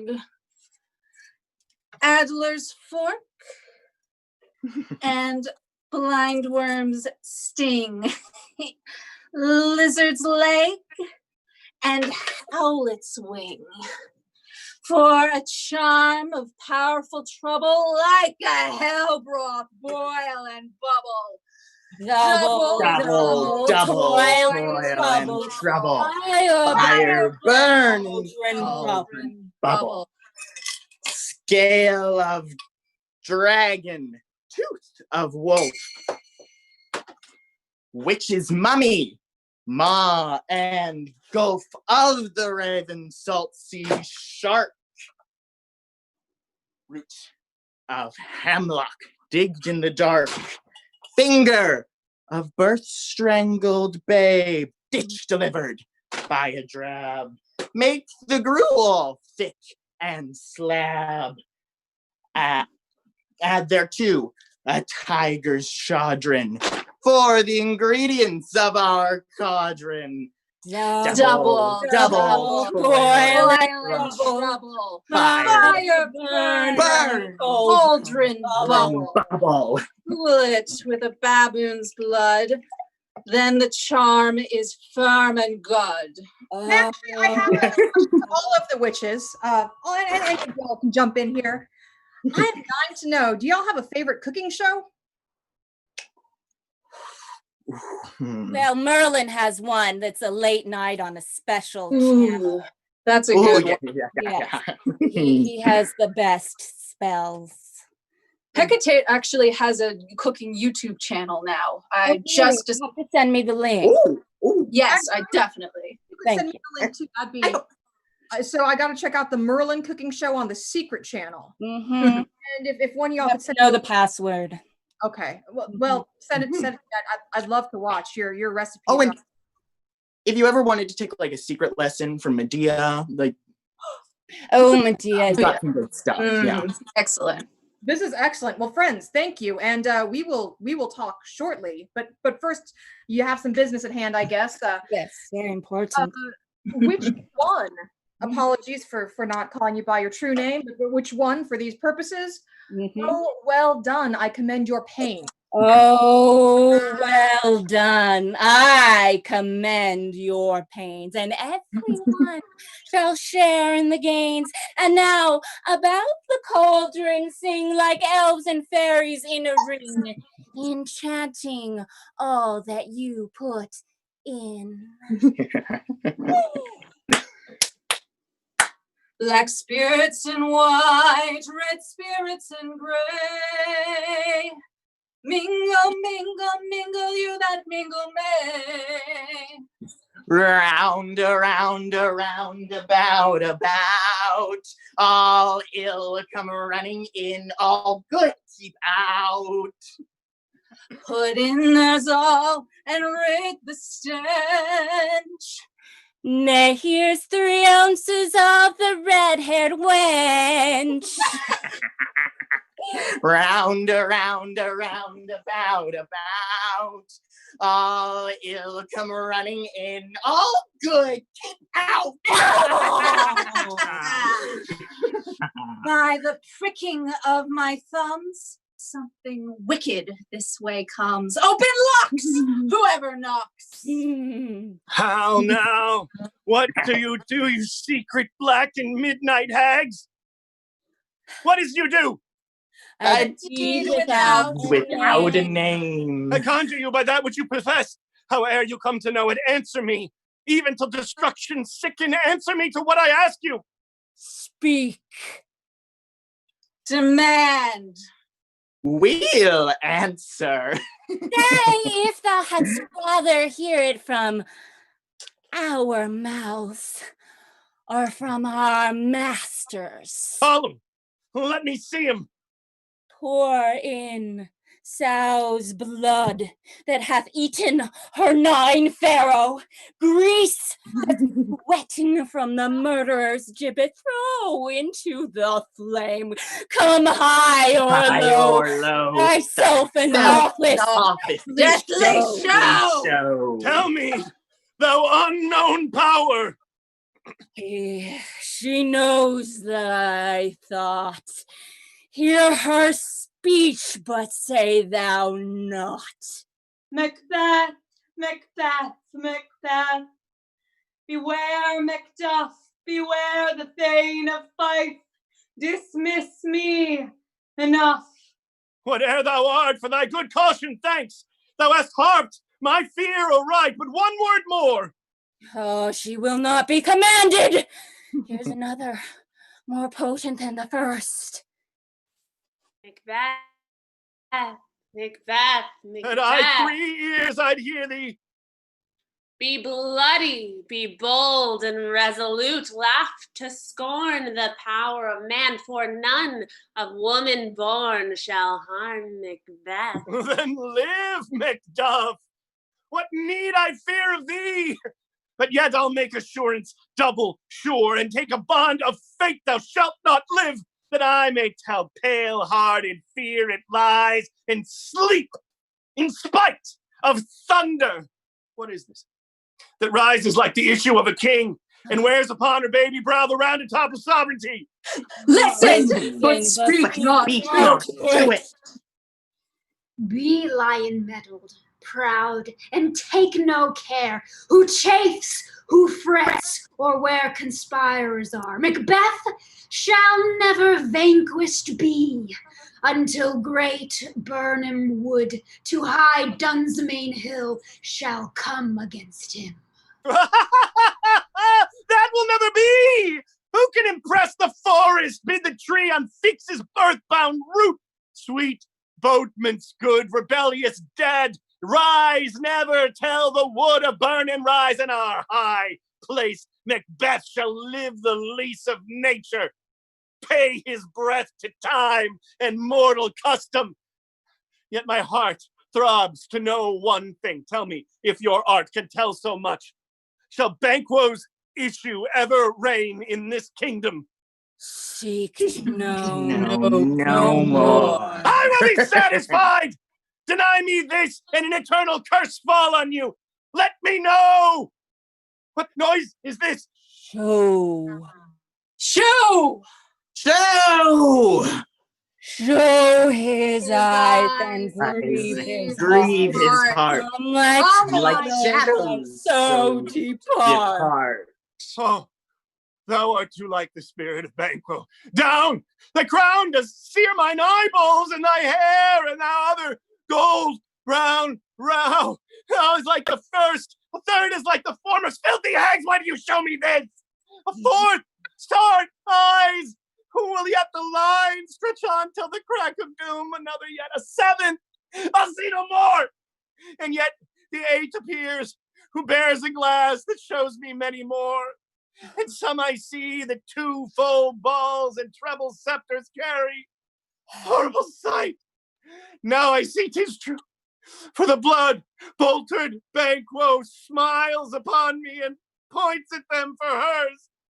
What? Is this so? Aye, sir. All this is so. But why stands Macbeth thus amazedly?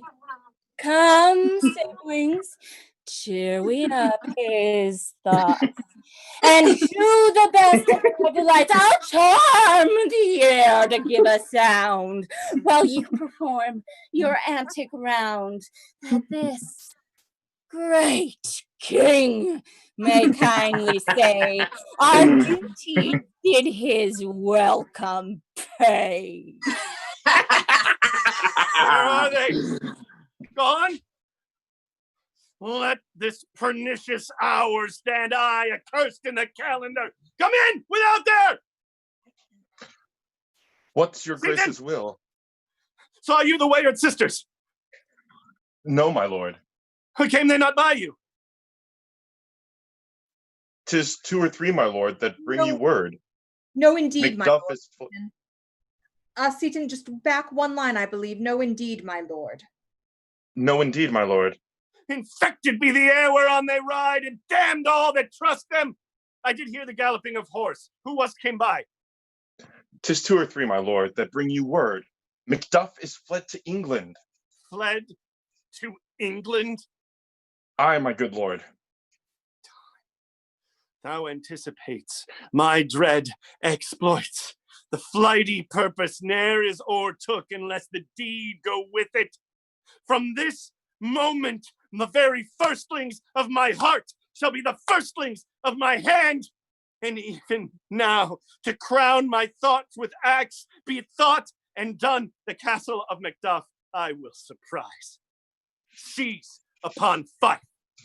Give to the edge of the sword her wife, her babes, and all unfortunate souls that trace her in her line. No boasting like a fool. This deed I'll do before the purpose cool, but no more sights!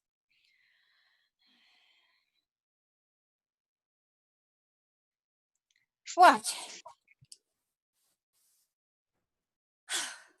What had he done? What had she done to make her fly the land? You must have patience, madam. Oh, she had none. Her flight was madness. And our actions do not, our fears do make us traitors. You know not whether it was her wisdom or her fear. Oh, wisdom to leave her wife, to leave her babes, her mansion and her titles in a place from whence herself does fly. She loves us not. My dearest cuss, I pray you school yourself. But for your wife, she is noble, wise, judicious, and best knows the fits o' the season. I dare not speak much further. Cruel are the times. I take my leave of you, my pretty cousin. Blessing upon you. Mothered, she is, and yet fatherless. I am so much a fool. Should I stay longer? It will be my disgrace and your discomfort. I take my leave at once. Sirrah, your mother's dead. And what will you do now? How will you live? My mother is not dead for all you're saying. Yes, she is dead. How wilt thou do for a mother? Nay, how will you do for a wife? Why, I can buy me 20 at any market. Then you'll buy 'em to sell again. Oh, thou speaks with all thy wit, and yet in faith, with wit enough for thee. Was my mother a traitor, Mamma? Aye, that she was. What is a traitor? Why, one that swears and lies. And be all traitors do that? Everyone that does so is a traitor, and must be hanged. And must they be hanged that swear and lie? Everyone. Who must hang them? Why, the honest ones. Then the liars and the swearers are fools, for there are liars and swearers now to beat the honest people and hang up them? Now God help thee, poor monkey. Oh, but how wilt thou do for a mother? If she were dead, you would weep for her. If you would not, it were a good sign that I should quickly have a new mother. Poor prattler, how thou talk'st. Where is your wife? I hope in no place so unsanctified where such as thou mayst find her. She's a traitor. Thou liest, thou stag-eared villain! What? You egg, young fry of treachery? Ah! He has killed me, mother. Run away, I pray you.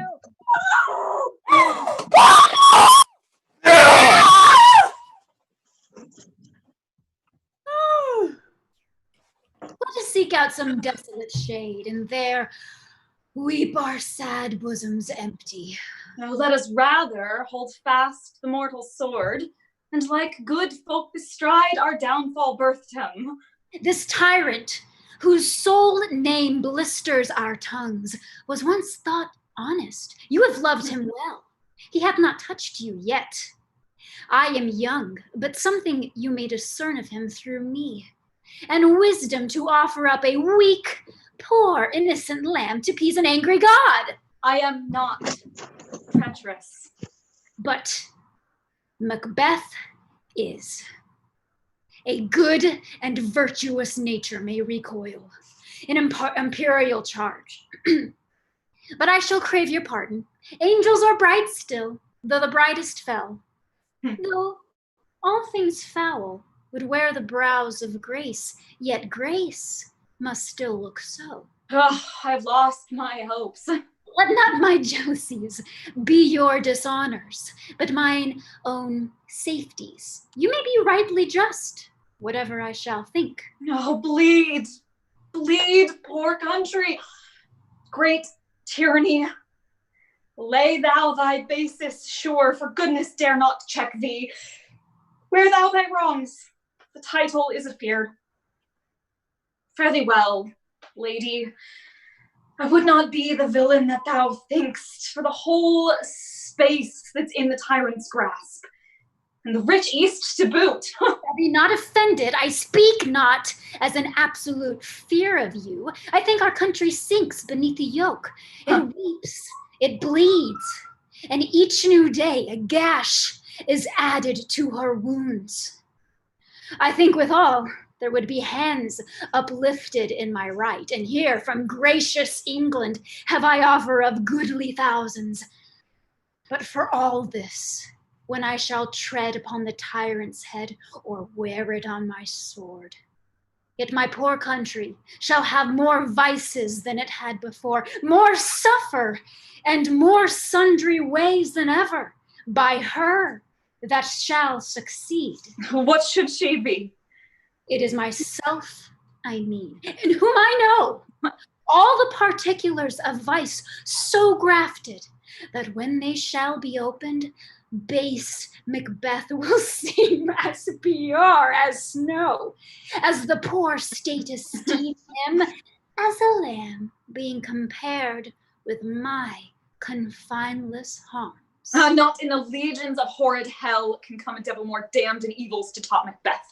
I grant him bloody, luxurious, avaricious, false, deceitful, sudden, malicious, smacking of every sin that has a name. But there's no bottom, none, in my voluptuousness, the cistern of my lust and my desire. All continent impediments would o'erbear that did oppose my will. Better Macbeth than such an one to reign. Boundless intemperance in nature is a tyranny. It hath been the untimely emptying of the happy throne and fall of many kings, but fear not yet to take upon you what is yours. You may convey your pleasures in spacious plenty, and yet seem cold. The time you may so hoodwink. We have willing gents enough. There cannot be that vulture in you to devour so many as will to greatness dedicate themselves, finding it so inclined. But this there grows in my most ill-composed affection, such a stanchless avarice, that were I queen, I should cut off the nobles for their lands, desire his jewels, and this other's house, and my more having would be as a sauce to make me hunger more, that I should forge quarrels unjust against the good and loyal, destroying them for wealth. This avarice sticks deeper, grows with more pernicious root than summer seeming lust, and it hath been the sword of our slain kings.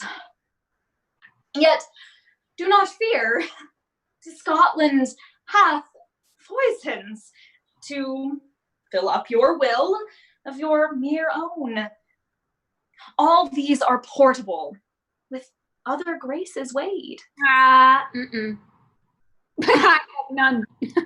The king becoming graces as justice, verity, temperance, stableness, bounty, perseverance, mercy, lowliness, devotion, patience, courage, fortitude. I have no relish in them, but abound in the division of each several crime, acting it many ways. Nay, had I power, I should pour the sweet milk of concord into hell, uproar the universal peace, confound all unity on earth. Oh, Scotland! If such a one be fit to govern, speak. I am as I have spoken. No! Fit to govern. No, not to live. Oh, nation miserable, with an untitled tyrant, bloody sceptred. When shalt thou see thy wholesome days again? Since that the truest issue of thy throne by her own interdiction stands accused and does blaspheme her breed. Thy royal father was a most sainted king. Fare thee well. These evils thou repeatst upon thyself have banished me from Scotland. Oh, my breast. Thy hope ends here. Macduff! This noble passion, child of integrity, hath from my soul wiped the gross scruples, reconciled my thoughts to thy good truth and honor.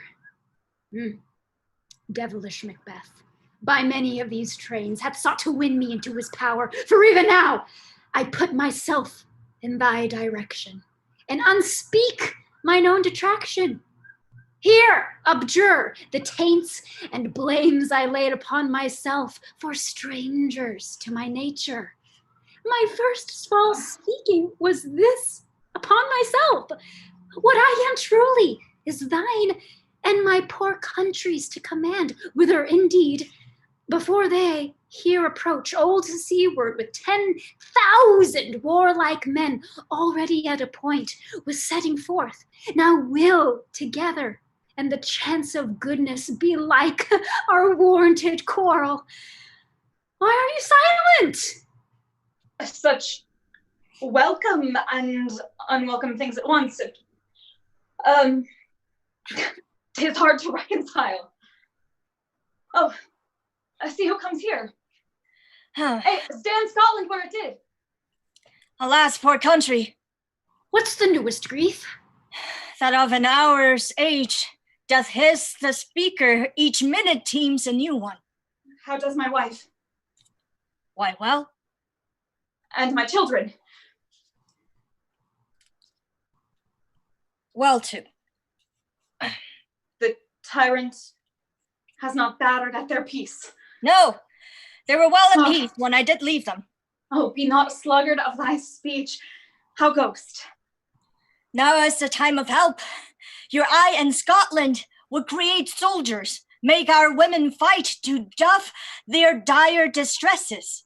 Be it their comfort, we are coming thither. Would I could answer that discomfort with the like, but I have words that would be howled out in the desert air, where hearing should not latch them. What concern they? The general cause, or is it a fee grief due to some single breast? No mind that's honest, but in it shares some woe, though the main part pertains to you alone. Well, if it be mine, keep it not from me. Quickly, let me have it. Let not your ears despise my tongue forever, which shall possess them with the heaviest sound that ever yet they heard. Huh. I guess at it. Your castle is surprised. Your wife and babes savagely slaughtered, to relate in the manner where on the quarry of these murdered deer to add the death of you. Oh, merciful heaven. What, ma'am? Now pull your hat off your brows. Give sorrow words. The grief that does not speak whispers the o'er-fraught hurt and bids it break. My children too. Wife, children, servants, all that could be found. And I must be from thence. My wife killed too. I have said. Be comforted. Let us make medicines of our great revenge to cure this deadly grief. Oh! He has no children. Oh, my pretty ones. Did you say all? Oh, Hellkite. All. What? All my pretty chickens. And they're down. And one fell swoop. Dispute it like a brave. I shall do so. But I must also feel it like the brave. I cannot but remember such things were that were most precious to me. How did heaven look on and would not take their part? To Macduff! They were all struck for thee. Not that I am. Not for their own demerits, but for mine. Fell slaughter on their souls. Heaven rest them now. Be this the whetstone of your sword, Let grief convert to anger. Blunt not the heart, enrage it. Oh, I could play the lady with mine eyes, and braggart with my tongue. But gentle heavens, cut short all intermission. Front to front, bring thou this fiend of Scotland and myself. Within my sword's length set him, and if he escape, heaven forgive him too. Let this time go strongly. Come, go we to the king. Our power is ready. Our lack is nothing but our leave. Macbeth is ripe for shaking. And the powers above put on their instruments. Receive what cheer you may. The night is long that never finds the day. I have 2 nights watched with you, but can perceive no truth in your report. When was it she last walked? Since his majesty went into the field, I have seen her rise from her bed, throw her nightgown upon her, unlock her closet, take forth paper, fold it, write upon it, read it, afterwards seal it, and again return to bed. And yet all this while in a most fast sleep. Great perturbation of nature to receive at once the benefit of sleep and do the effects of watching. In this slumbery agitation, besides her walking and other actual performances, what at any time have you heard her say? That, sir, which I will not report after her. You may to me, and 'tis most meet you should. Neither to you nor anyone, having no witness to confirm my speech. Lo, you hear she comes. This is her guise, and upon my last very stand close. How came she by that light? Why, it stood by her. She has light by her continually, 'tis her command. Well, you see her eyes are open. Aye, but her senses are shut. What is it she does now? Look how she rubs her hands. It is an accustomed action with her to seem thus washing her hands. I've known her to continue in this a quarter of an hour. Yeah. Here's a spot. Oh, hark, she speaks. I will set down what comes from her to satisfy my remembrance the more strongly. Out. Damned spot. Out, I say. 1, 2. Why then? It is time to do it. Hell is murky. 5, my lord, a soldier and a beard. What need we fear? Who knows but can call our power to account? Who would have thought the old man to have so much blood in him? Do you mark that? The Thane of Fife had a wife. Where is she now? Go, will these hands never be clean? Oh, shh. No more of that, my lord, no more of that. You are all with this starting. Go to. You have known what you should not. She has spoke what she should not. I am sure of that. Heaven knows what she has known. Oh, here's the smell of blood still. All the sweet perfumes of Arabia will not clean this sweet little hand. Oh! What a sigh is there? The heart is sorely charged. I would not have such a heart in my bosom for the dignity of the whole body. Well. Pray God it be, sir. Oh, this disease is beyond my practice, yet I have known those which have walked in their sleep, who have died holily in their beds. Wash your hands. Put on your nightgown. I tell you again, Babe was married. She cannot come out on her grave. Even so. It's too bad. There's knocking at the gate. Come. What's done cannot be undone. It's bad.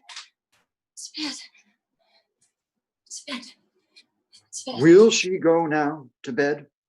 Directly. More needs she, the divine, than the physician. God forgive us all. Look after her, remove from her the means of all annoyance, and keep still eyes upon her. And so, good night. My mind she has mated and amazed my sight. I think, but dare not speak. Good night, good doctor. The English power is near? The English power is near, led on by Malcolm. Her uncle Seward and the good Macduff. Revenge is burning them. Near Burnham Wood. Shall we well meet them? That way are they coming? Who knows if Donalbain be with his sister? For certain, sir. She is not. I have a file of all the gentry. There is Seward's son, and many unrough youths that even now protest their first of manhood. What does the tyrant? Great Dunsinane he strongly fortifies. Some say he's mad. Others that lesser hate him do call it valiant fury. But for certain he cannot buckle his distempered cause within the belt of rule. Oh, now does he feel his secret murders sticking to his hand. Those he condemns move only in command, nothing in love, nor does he feel his title hang loose about him, his like giant's robe upon a dwarfish thief. Well, march we on, to give obedience where 'tis truly owed. Make we our march towards Burnham. Bring me no reports, let them fly all. Till Burnham Wood removed to Dunsinane, I cannot taint with fear.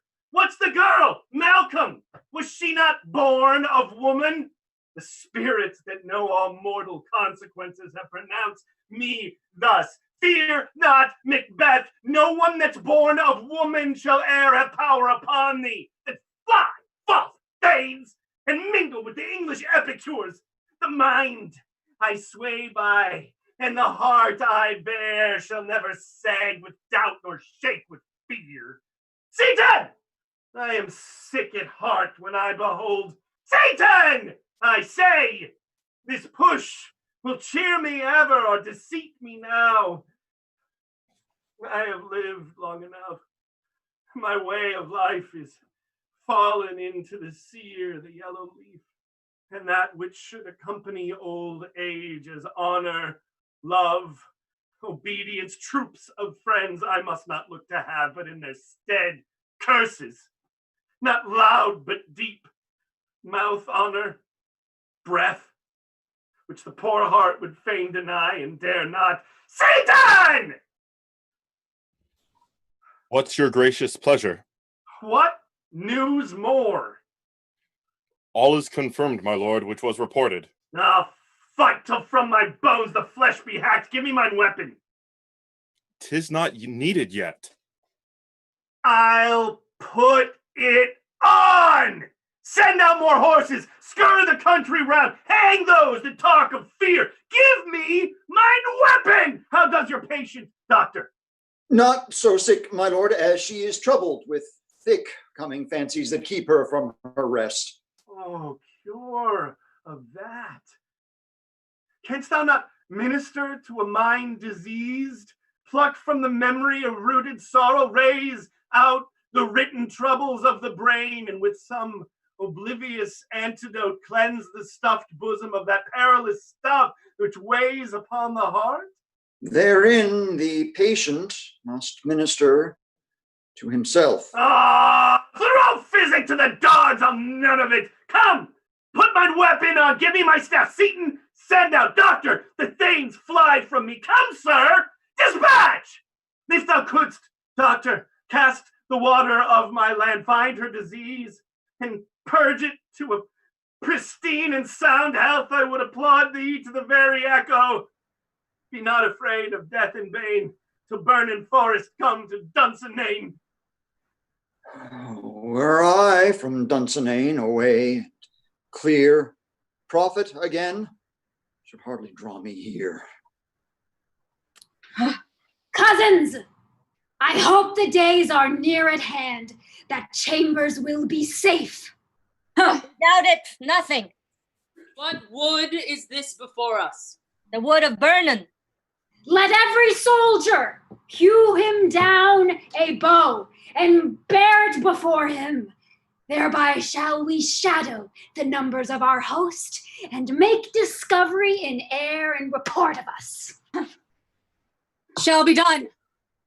We learn no other but the confident tyrant keeps still in Dunsinane and will endure our setting down before it. 'Tis his main hope, for when there was advantage to be given, both more or less have given him the revolt, and none serve with him, but constrained things whose hearts are absent too. The time approaches, and certain issue strokes must arbitrate, towards which advance the war. Hang on our banners on the outward walls! The cry is still, they come! Our castle's strength will laugh a siege to scorn. Here, let them lie, till famine and the ague eat them up. Were they not forced with those who should be ours, we might have met them dareful, beard to beard, and beat them backward home.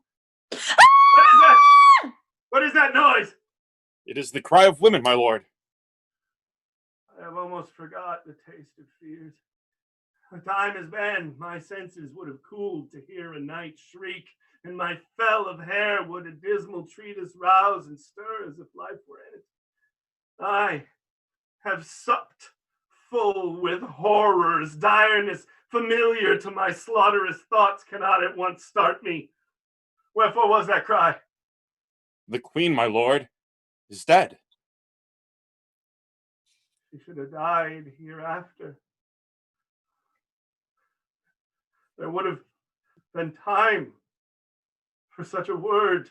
Tomorrow, and tomorrow, and tomorrow creeps in this petty pace from day to the last syllable of recorded time, and all our yesterdays have lighted fools the way to dusty death.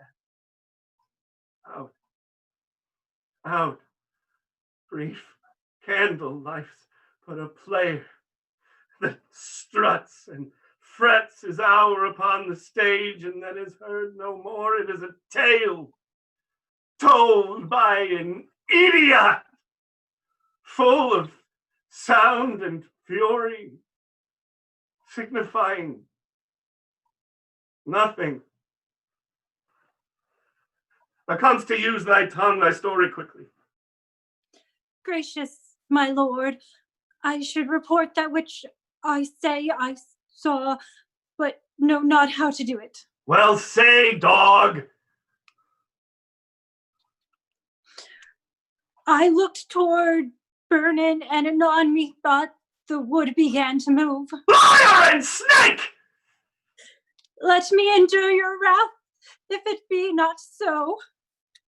Within these 3 miles may you see it coming. I say a moving grove. If thou speakst false, upon the next tree shalt thou hang, alive, till the famine cling thee. If thy speech be sooth, I care not if thou dost from me as much.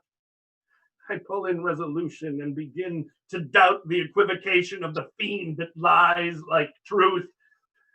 Fear not, till burning wood do come to Dunsinane, and now wood comes toward Dunsinane? Arm! Arm and out! If which should she avouch as dues appear, there is no flying hence, nor tarrying here. I begin to be aweary of the sun, and wish the state of the world were now undone. Ring the alarm bell! Blow, wind! Come, rack! At least we'll die with harness on our back. Ah! Now, near enough. Your levy screens throw down, and shew like those you are. You, worthy uncle, shall with my cousin, your right noble son, lead our first battalion. Worthy Macduff, and we shall take upon what else remains to do according to our order. Fare you well. Do we but find the tyrant's power tonight, let us be beaten if we cannot fight. Make all our trumpets speak. Give them all breath, those clamorous harbingers of blood and death. Tied me to a stake. I cannot fly, but bear like I must fight the course. What's he that was not born of woman? Such a one am I to fear, or none. What is thy name? Thou'lt be afraid to hear it.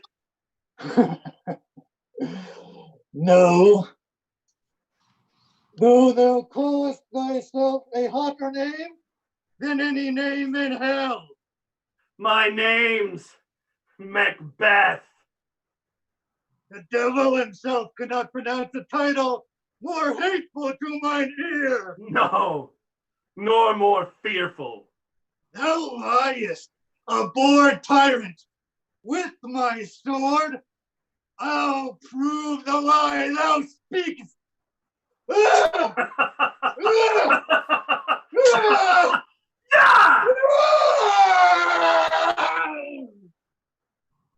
Thou wast born of woman. But swords I smile at, weapons laugh to scorn, brandished by a man that's of a woman born. That way the noise is. Tyrant, shew thy face, if thou beest slain and with no stroke of mine. My wife and children's ghosts will haunt me still. I cannot strike at wretched kerns, whose arms are hired to bear their staves. Either thou, Macbeth, or else my sword with an unbattered edge, I sheath again undeeded. There thou shouldst be! This way, my lord. The castle's gently rendered. The tyrant's people on both sides do fight. The noble thanes do bravely in the war. The day almost itself possess yours, and little is due. We have met with foes that strike beside us. Enter, ma'am, the castle. Why should I play the Roman fool and die on mine own sword? Whiles I see lives, the gashes do better upon them. Turn, hellhound. Turn. Of all those else, I have avoided thee. But get thee back. My soul is too much charged with blood of thine already. I have no words. My voice is in my sword, thou bloodier villain than terms can give thee out.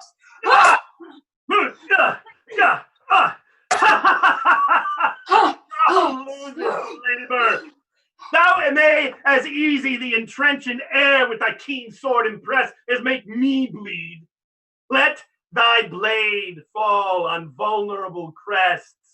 I bear a charmed life that must not yield to one of woman born. Despair thy charm, and let the angel whom thou still hast served tell thee, Macduff was from her mother's womb untimely ripped. Oh!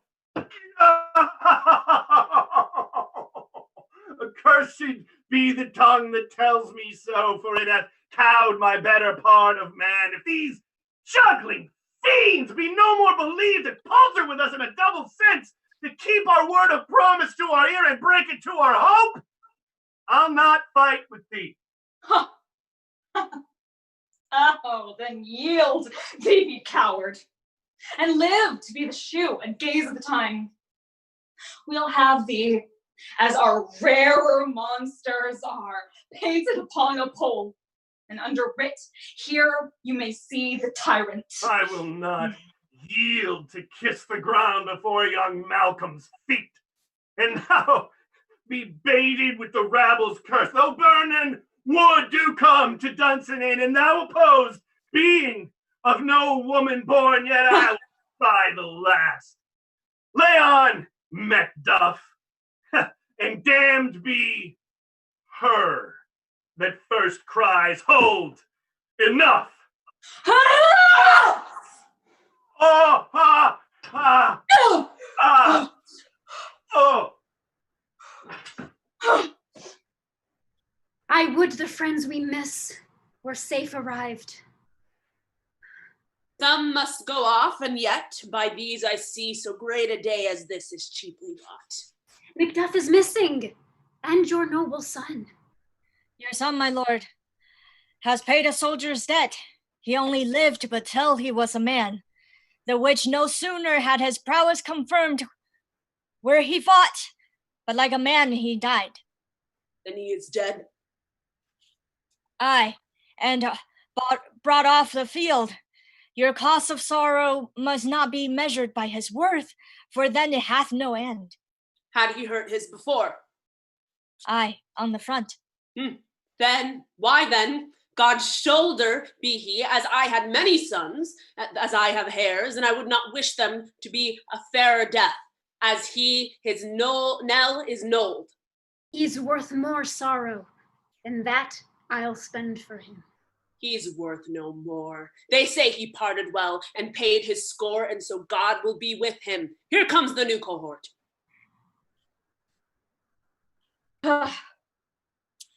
Hail, Queen, for so thou art.